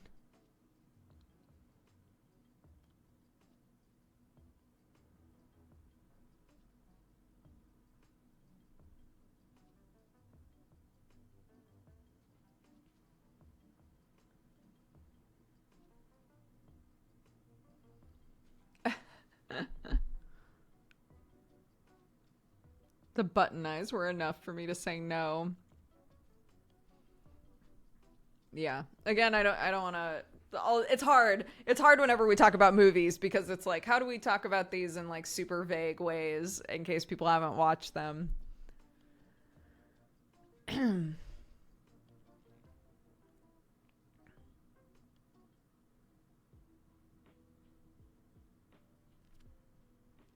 Secret of Moon Acre. That sounds really familiar, but I don't think I've seen it. I don't think I've seen Anaconda either. A movie that horrified me as a kid was Congo. I don't know why, but the movie Congo like freaked me the fuck out.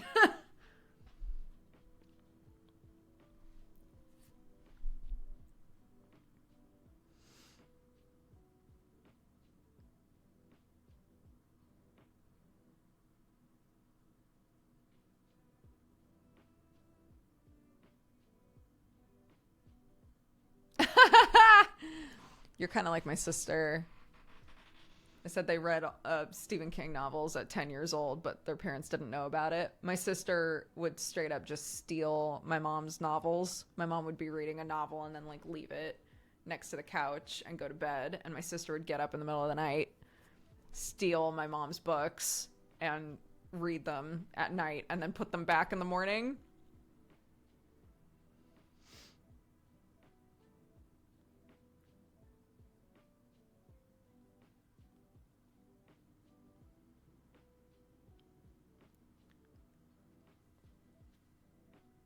I'd steal my mom's Harlequin novels. Yeah. They were 100% romance novels, and I don't know how old my sister was, but she has very openly been like, I was too young. I was too young to read those. I didn't truly know what was going on, but I read them anyway.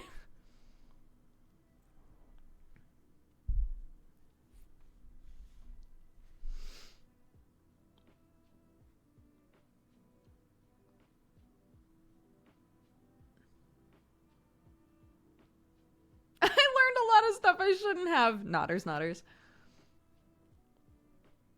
Oh, Jumanji. Jumanji was one of those. I think that there's like two different types of scary things for little kids, right? There's scary things where you're scared by it, but you also become like kind of obsessed with it. And then there's scary things where you're like, I literally hope that I never interact with that thing again, right? Jumanji was this one for me where I loved it. I was so intrigued by it.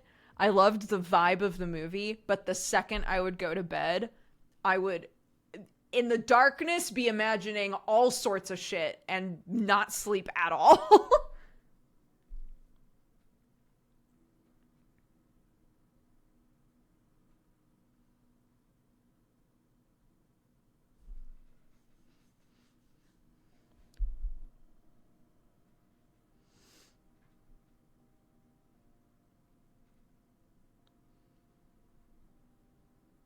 Have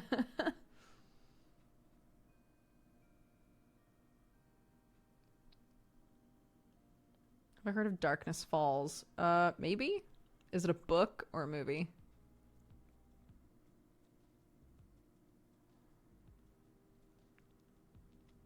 A movie, okay.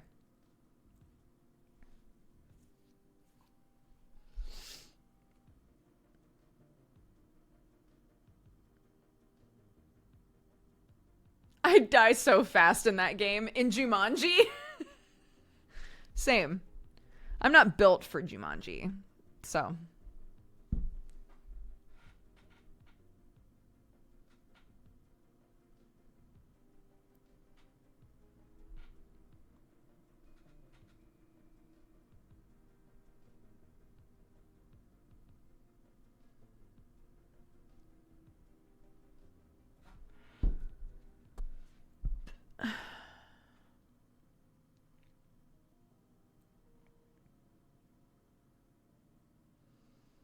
Da da da da da da da da da da da da da. True to form for this week, I'm gonna have to leave a little bit earlier than I thought it's looking like because my father-in-law needs help with something, and then tomorrow Uh, I don't think I'll be able to stream at all, I'm realizing, because there's no childcare for Clarky, and Sam will be doing his subathon, so.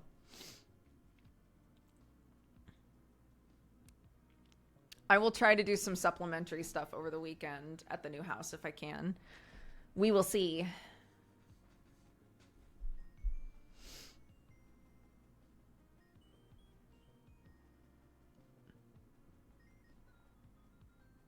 We've already moved. We're just still working out of this house.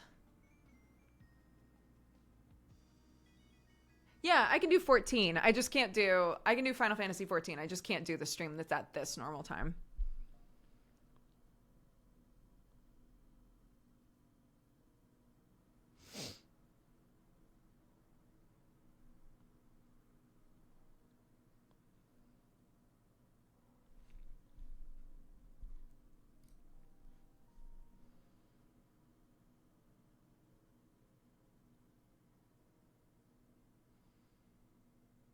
I know. I'm so sorry everything's been so weird. I'm sorry everything's been so weird the last couple weeks.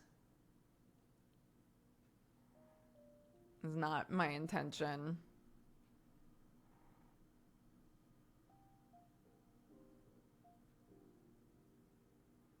Moving is hard. Moving is hard. Clarky's not in school right now, so, you know, we're having to, like, juggle childcare stuff, and sometimes things fall through, and, you know, it's just a lot. But I hope your guys' move is going good, Free.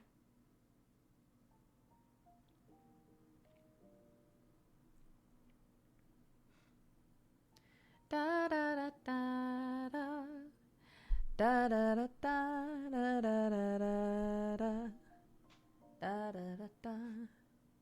We're trying to optimize our internet connection today. Oh my god. We're hopefully getting internet hooked up in the next few days.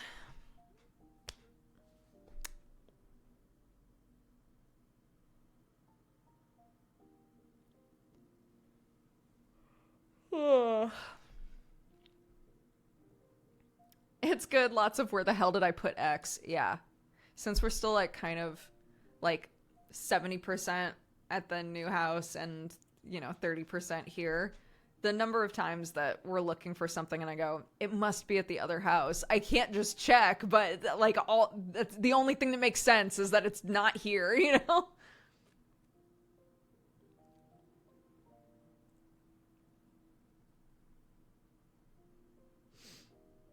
Da da da da da da da da. I am singing David Bowie.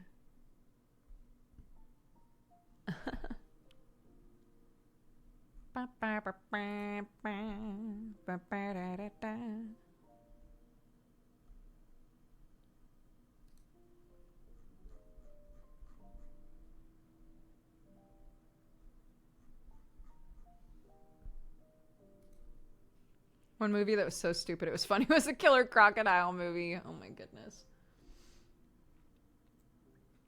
I have to pee.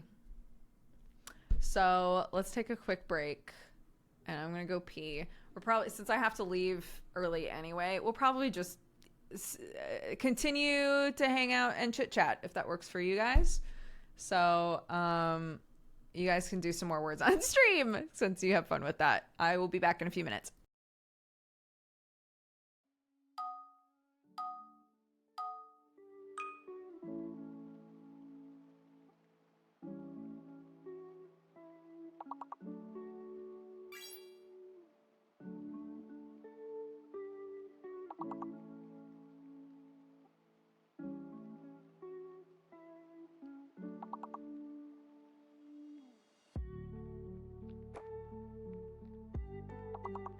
No, did it bork again? No, it's borking! I'm so sad. Why does it do this? Hold on. Pause. Dang it.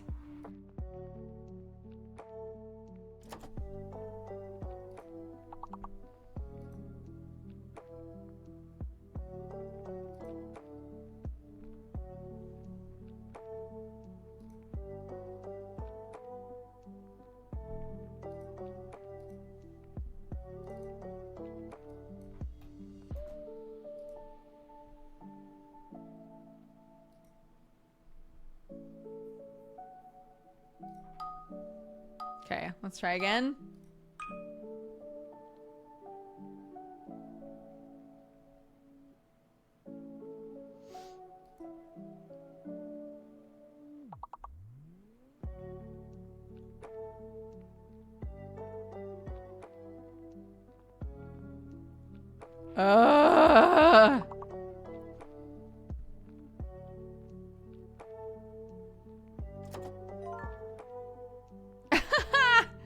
Well, one came through. I wonder why it does this.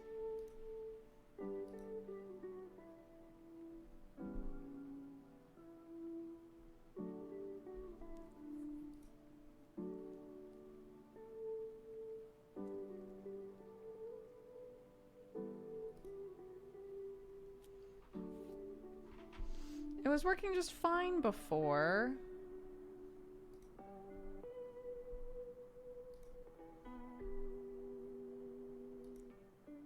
One sec.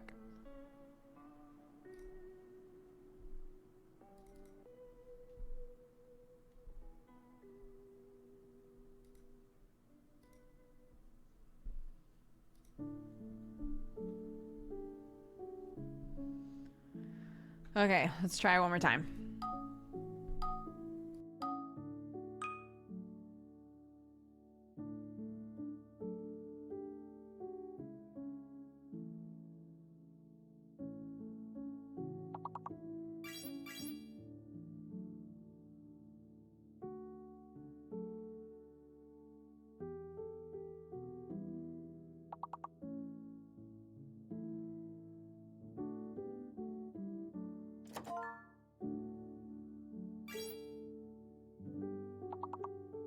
I think the only ones that are coming through are the ones that are on mobile, like through the QR code, which is very silly because it was working fine before. Why do you do this? Why are you like this? I do not like it. To make me mad. Computers, am I right? Well, we had the same issue yesterday. I would really love to, like, do games like this, but not if they're gonna bork on us.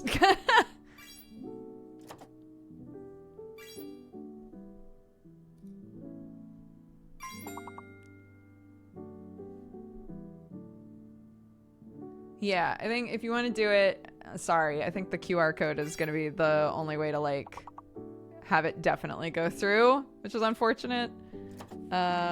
Okay, I'm still gonna take a little break. Sorry about that, guys. I'll be right back. Hi, sorry. Yeah, it's not on. I turned autoplay off because, otherwise it would just keep playing while I was, continuing to talk, so I forgot to turn it on. It's my bad.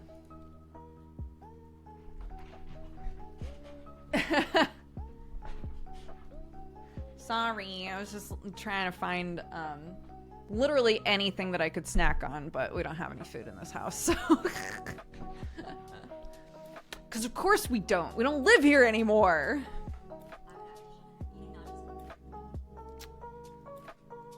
Okay. It's 1:30. My father-in-law needs me for 2 o'clock. So we got a half an hour left of stream, and then we've got Deadbeats tonight. I don't even go here! Just order food? No, because I'm gonna be leaving soon.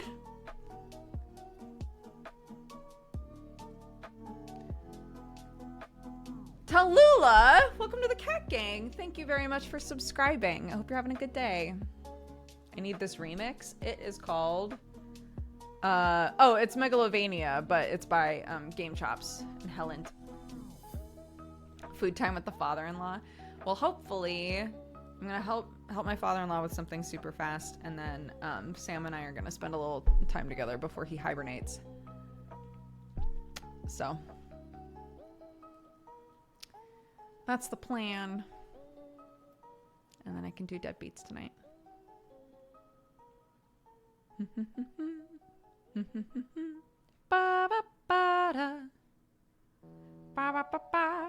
We're gonna do a egg hunt on the farm, which should be fun, but it's hilarious because the farm is just like a flat field for the most part. Like there's a bunch of trees, but like there aren't that many places to hide eggs, I don't think. So so part of me is like, do we put weird shit out in the field? I'm also hyped for Deadbeats. I'm very hyped for Deadbeats. It's been weeks, dude. It's been so long since I played a himbo. Yeah, that's what my mother-in-law does. She does riddles to lead to different things.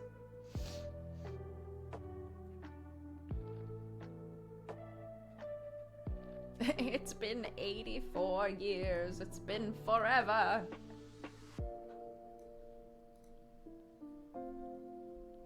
Dun dun da da da da da da da da.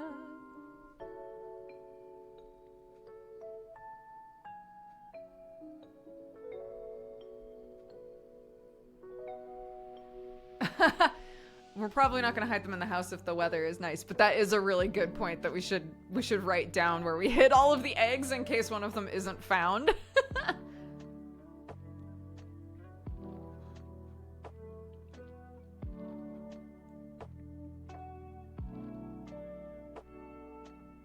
Not to jump back in time, but you should bring lunch to work. I agree.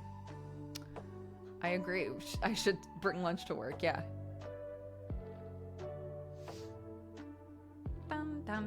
Da, da, da, da. Yeah, the chickens are currently in like a cramped sort of situation, so I feel bad for them. We're just waiting on the coop, but it's gonna be a while.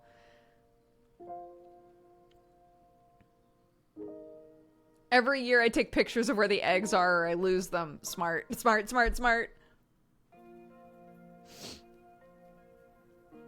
Thank you. My kid made it. It is a good necklace, isn't it? I wear it a lot.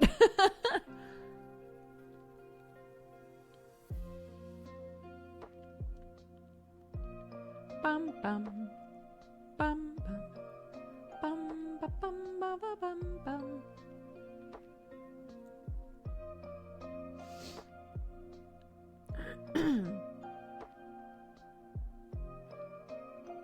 How's my hair journey at the moment? It's fine. I've been like actually styling it typically now, which has been nice. I didn't today. I don't know if that's obvious. I didn't do anything with it today because I had a goblin in my house. It's a goblin that I created and built myself, so I can't really be too mad about it, but I did not have time to do anything with my hair, so a beanie it shall be. Have you enjoyed having shorter hair compared to longer hair? I ask because my mother has been enjoying her short hair since her hair fell out due to illness that she thankfully beat. She says she enjoys not having to style it as much and just comb and go. Yeah, I like having it short. I just think it's easier to deal with it. I'm testing out growing it out a little bit and seeing if I can get into the groove of styling it when it's a little bit longer. I've been playing around with it a little bit, but I definitely like it shorter for sure. We love the beanie. I have the same one. It's so cozy. It's great. Oh my god, this Lucy and Yak beanie. It's great.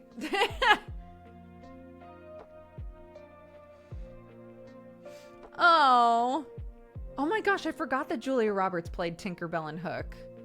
I want to rewatch Hook. I love that movie. Especially for my new piercings, it's not as tight around the ears. Yeah, that's one thing I'm not looking forward to when I finally go get my ears pierced. Is the healing process and like every time I have anything up against them being like, ugh, it don't feel nice.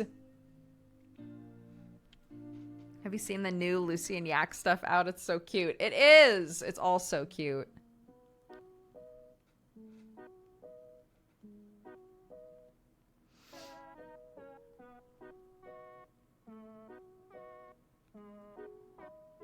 say new, but they're months old and still not fully healed.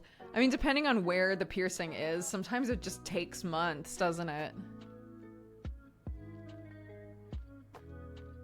Yeah, this one that I have, that's the only cartilage one that I have, and it took forever to heal up in a way where it wasn't just like, sorry for the description, but like when they're even just slightly infected, they're like kind of crusty and it's annoying. It's just gross and I hated it. It's fine now. It's really good now. It's fully healed now, but it took forever.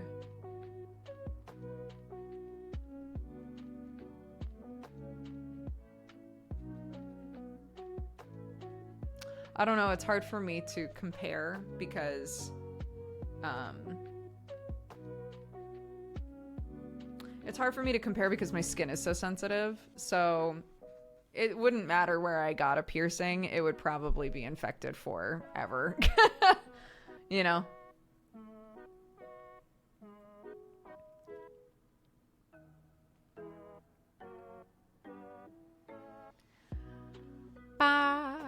Ba ba ba ba ba ba ba ba ba ba ba.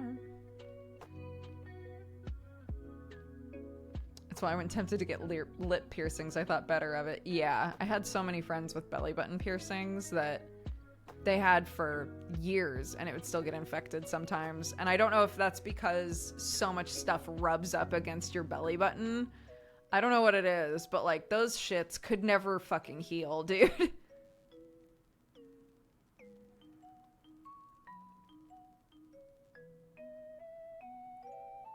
Yeah, it does take a lot of, that's one of the things we were talking about with Clarky. Somebody asked a while back, like, if we got Clark's ears pierced when she was a baby, and I was like, I just kind of feel against doing anything like that to babies anyway.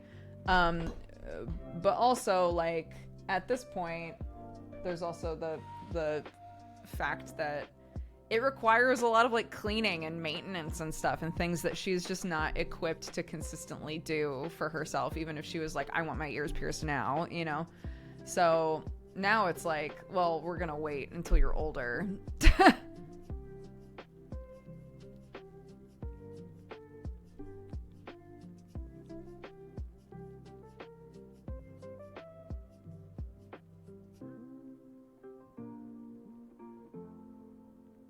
But I did find some of those things that turn, not turn, but are like silicone like ear clips so that they're softer on your ear, and you can like just glue whatever to the other side of it and turn it into like a clip-on earring. So we'll probably play around with those whenever those show up.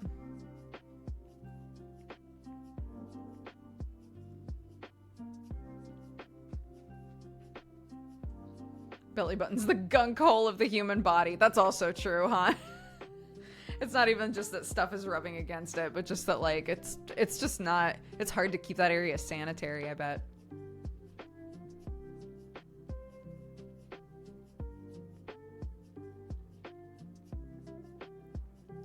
Yeah, I mean, obviously, like, no judgment at all for getting baby's ears pierced, but like, and this might sound like an extreme way to put it, but I just don't feel right doing something that is like a permanent sort of like mutilation, you know? Like an ear piercing for her, if in the future it turns out that she did not want that, it would be hard for that to like heal for her, you know?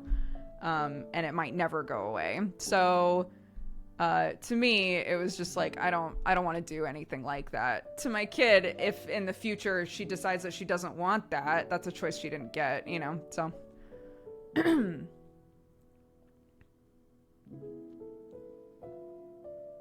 my ears and I want them pierced now, Clark, maybe. Yeah.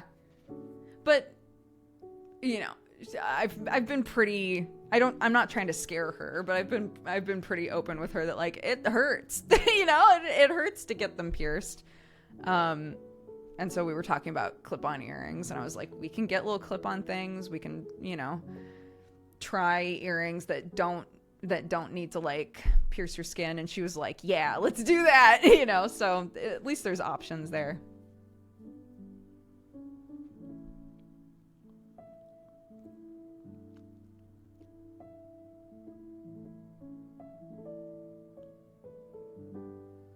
I watched my cousin get hers pierced when we were kids. I heard her cry and I was like, nope, clip-ons for me. I used clip-ons for a long time, yeah. It's been ages since I was here. I'm exhausted after being the DM for the Witchlight Carnival yesterday. It was great. Oh, I'm glad that it went well.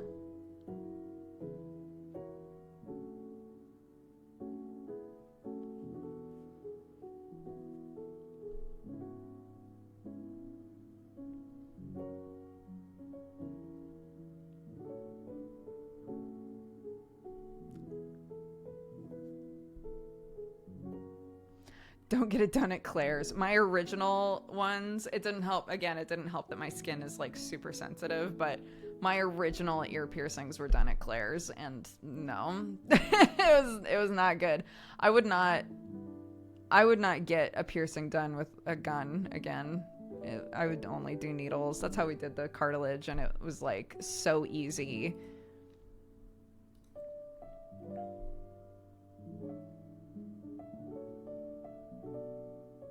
I don't understand the point of earrings unless they increase my stats.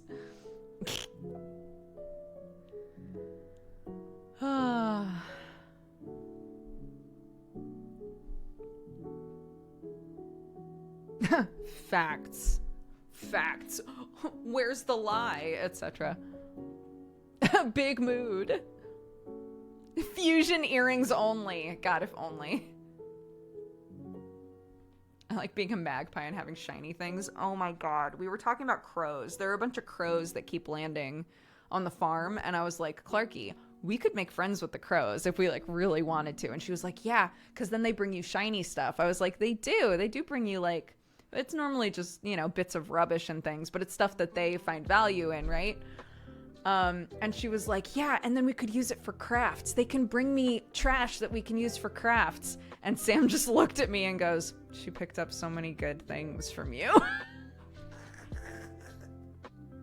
It's like, yeah, I'm delighted to have made a little craft hoarder at such a young age.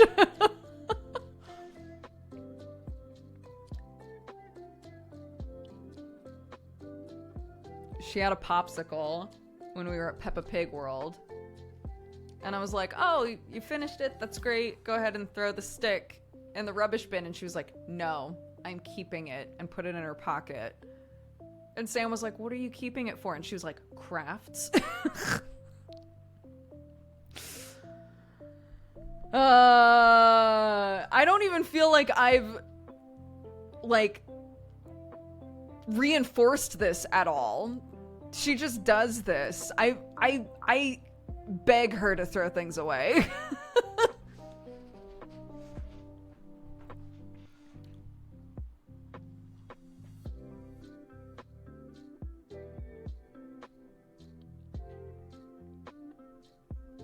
It's in the blood. Yeah. My kid will not throw away an empty Kleenex box. He has a stack of them for crafts. Yeah. Yep. If she has a candy and it has a wrapper, she keeps the wrapper. I keep trying to encourage her to do like journaling with it. Some people do like trash journaling, which I think is super cute and fun, and they'll just like take like wrappers and receipts and all sorts of, you know, like bits of boxes and things and just like collage them basically.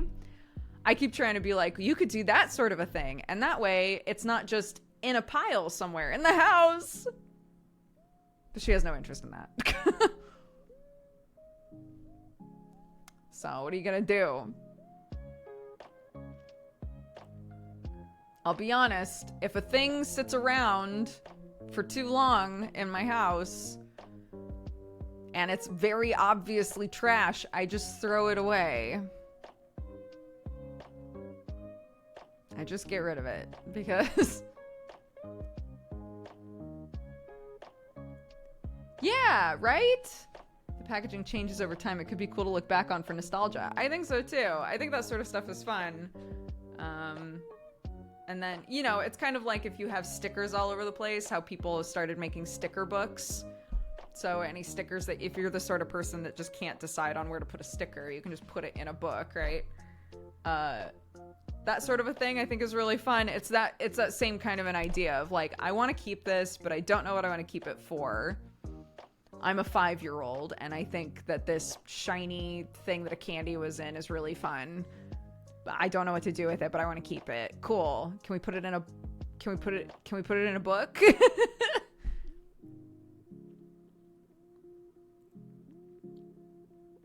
I had a sticker book. There's companies now that make a lot of them are smaller companies, but there's people that make books that they're sticker books, but the material that they're made out of makes it so you can like you can move the stickers around, which I think is really fun. So the stickers aren't like permanently in there, like they stick, but you can like pick them off and like put them, like place them in a different spot if you need to like rearrange. Kids are like magpies. They are, which are part of the corvid family, so it all tracks, you know.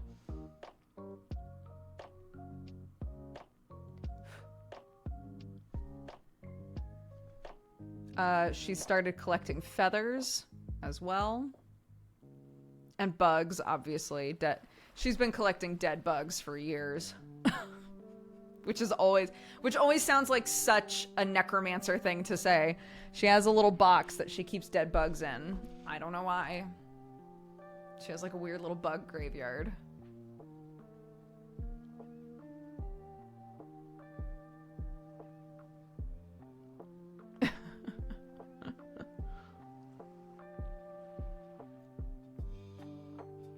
I always wished that I could make friends with crows and magpies, and I still do. Yeah, I think looking at stuff where people have, you know, created like relationships with the crows in their areas, I always think that that's super fun. And if crows naturally just come to the farm anyway, I'm kind of like, okay, could I start... From what I understand, consistency is like the biggest part, right? If at the same time every day you put out a specific thing and it's something a crow wants, it'll just start coming to get that thing at that exact time, right? So I would just need to figure out like, what should that thing be? You know?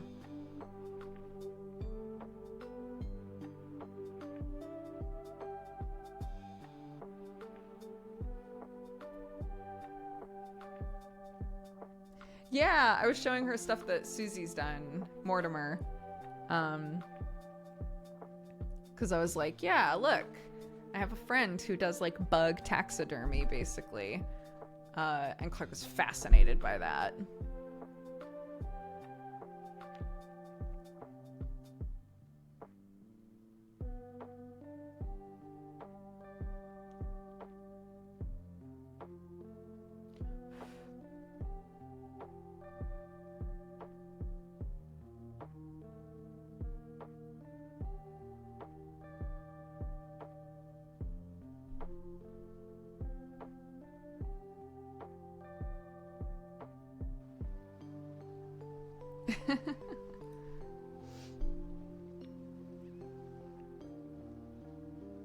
Clarky living out your dream of being a coroner.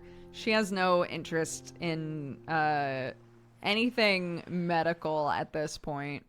She went through a stage where she really wanted... I mean, she's 5, right? So who knows? But currently she's fully in her... I'm going to go to space, and I'm also going to... you know, study bugs, and I'm also going to be a ballerina. And I'm like, awesome. You can do all those things, honey.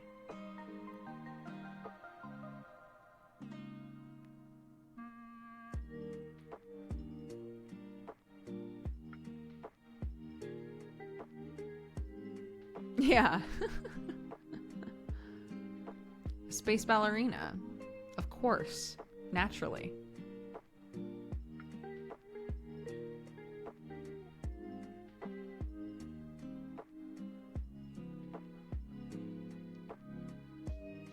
Clarky the xenobiologist. Yeah. I want that for her. If that's what she wants, that's what I want for her.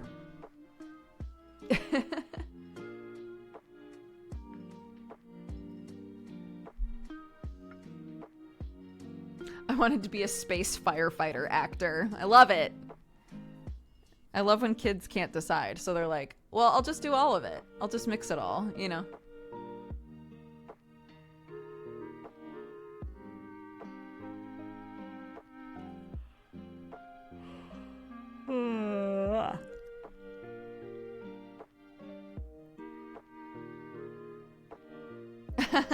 I really wanted, I wanted to be a coroner, but I found out that you had to do the same amount of schooling as a doctor that actually keeps people alive. So I thought that that was bullshit as a kid, so I didn't do that. And then I still find that stuff super interesting. But, you know, I just knew I wasn't a good enough, as a high schooler, I knew I wasn't a good enough student to go to medical school. It just was not going to happen. So that's like anatomy and physiology and all of that. That's stuff that I have an interest in, but did not pursue school-wise. I had an interest in psychology, which again requires a lot of schooling, and also I was talking with my dad about it when I was younger, and he was like, you know, being a therapist of any kind is like really difficult. It's like, it's so hard it will be really hard on you mentally, and you're a very sensitive person, so it's something to consider.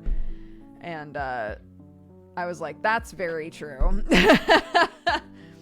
I'm a bit, I think that job would have ruined me. So, or at least I wouldn't have stuck with it for very long. So I decided not to do that. And then I got a theater degree.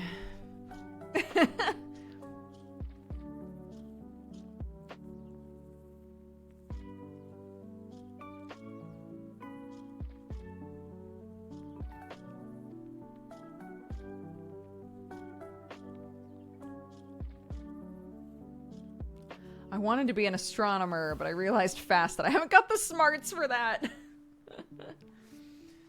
Yeah. Some of these things where you're like, I have such an interest in this. I'm so interested in this thing. And then you quickly realize like what all it entails, you know? And you go, oh, that's a lot, dude. That's a lot.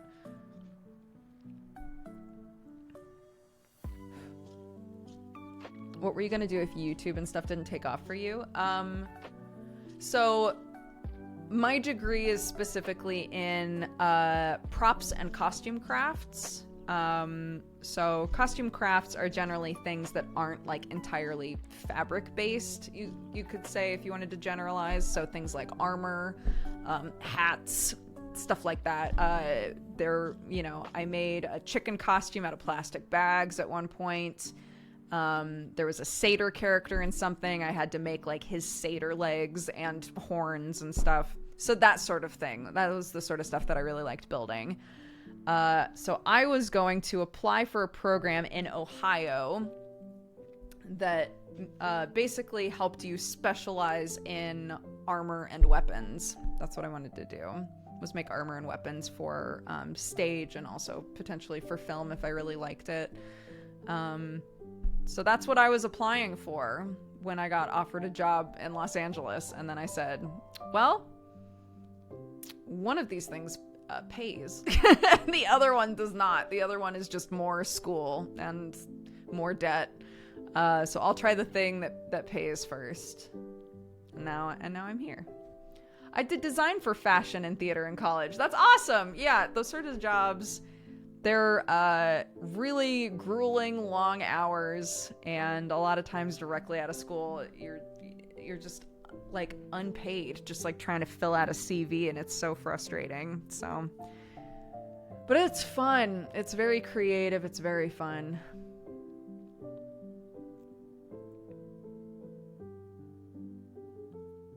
So,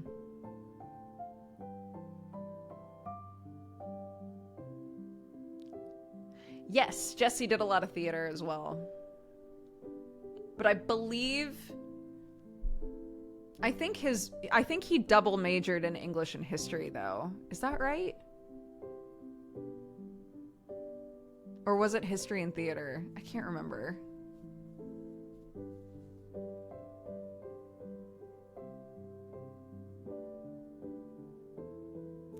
Yeah, well, it's not only that. It's also those jobs, those like highly creative jobs are super saturated.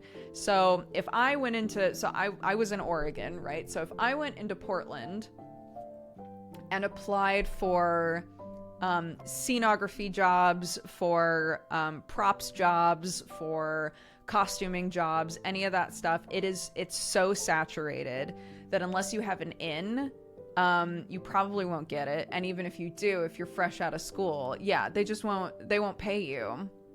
It'll be an unpaid internship because there are so many people that want that job, that want to be able to put that on a resume and say, like, I worked at, you know, whatever, Portland Center Stage, whatever, that they don't have to offer money.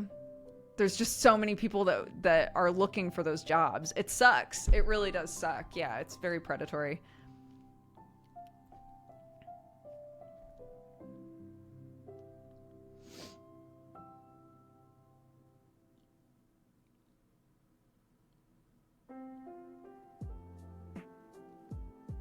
Which is why when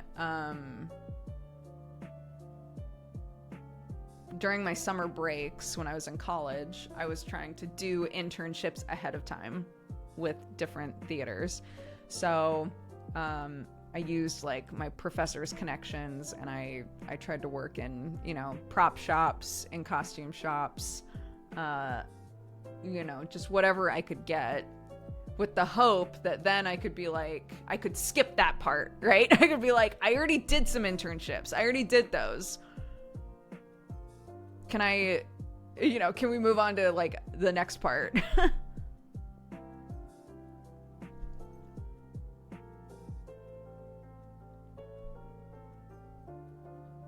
Hi, Arnar.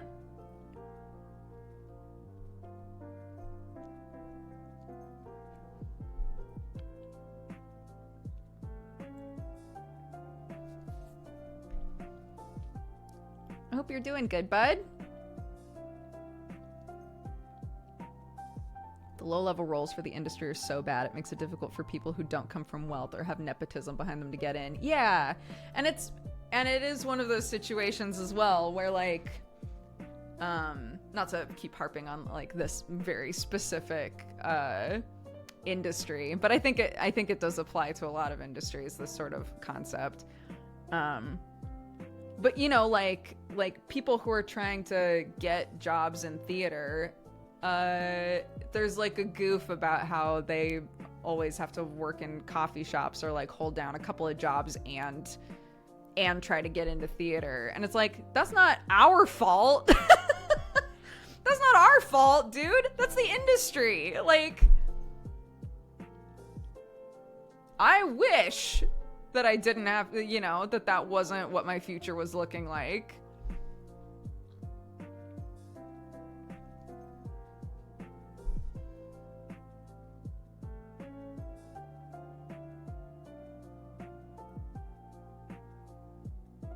Oh, moving's going good. It is, yeah.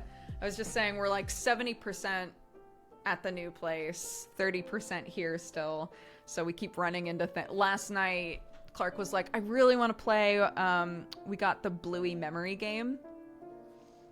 So she was like, for my bedtime game, I really want to do the Bluey memory game. And I was like, okay, yeah, sounds good. Let's do it. And we tore the house apart. I was like, I know that we bought it. So where is it? And it turned out that it was here. It was at this house. And I was like, why? Why is it there? It's annoying.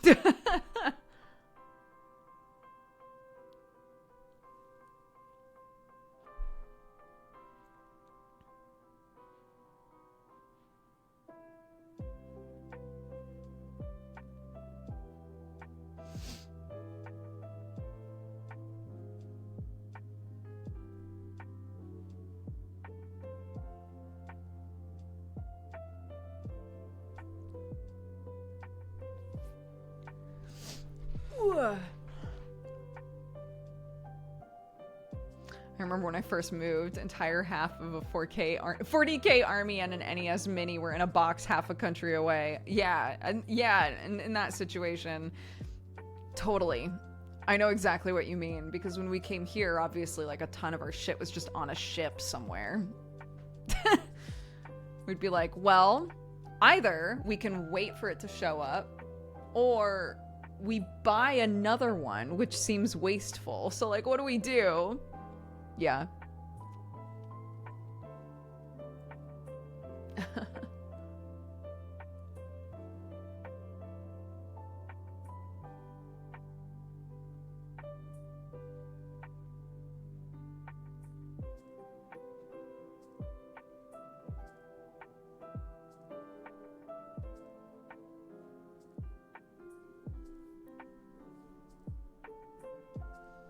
They held strong. They survived a basketball smashing into them.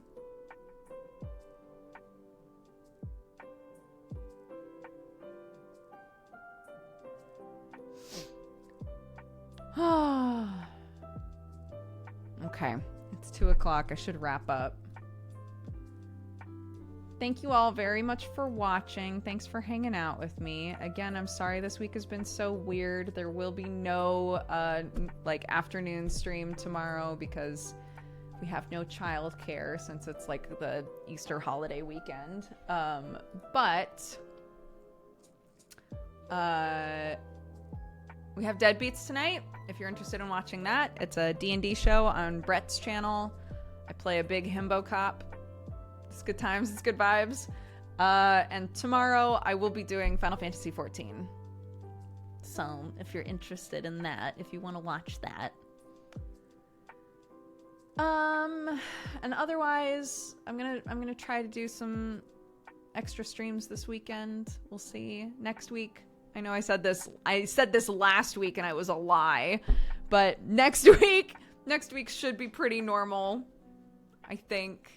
The only difference I think will probably be that we might scooch everything back like half an hour, just so that I'm able to more easily pick up Clarky because I'm single parenting while Sam is doing his thing, which again, I'm totally fine with. I think Clarky and I are going to have a good time, but it does mean that I'll just have to slightly adjust stuff.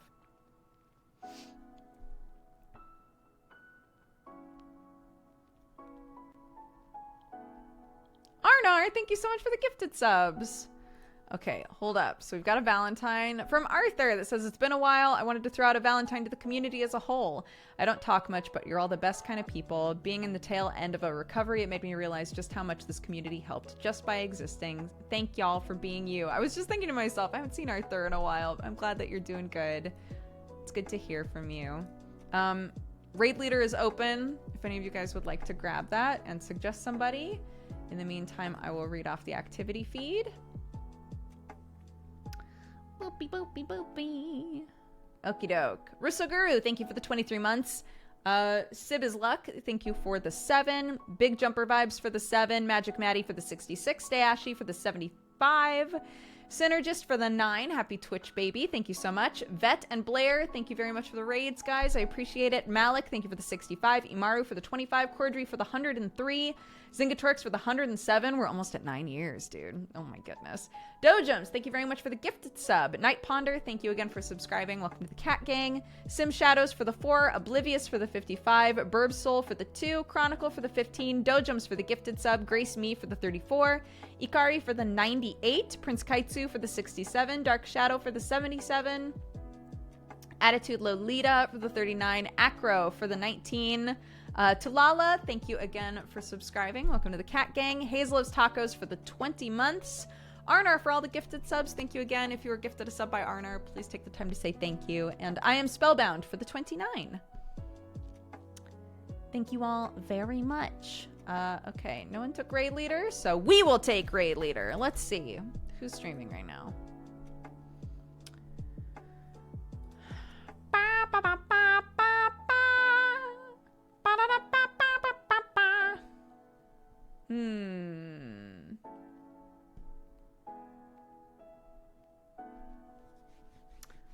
Let's go say hi to Tofu Senshi.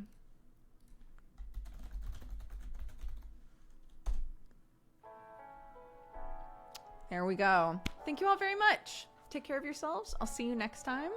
And bye-bye.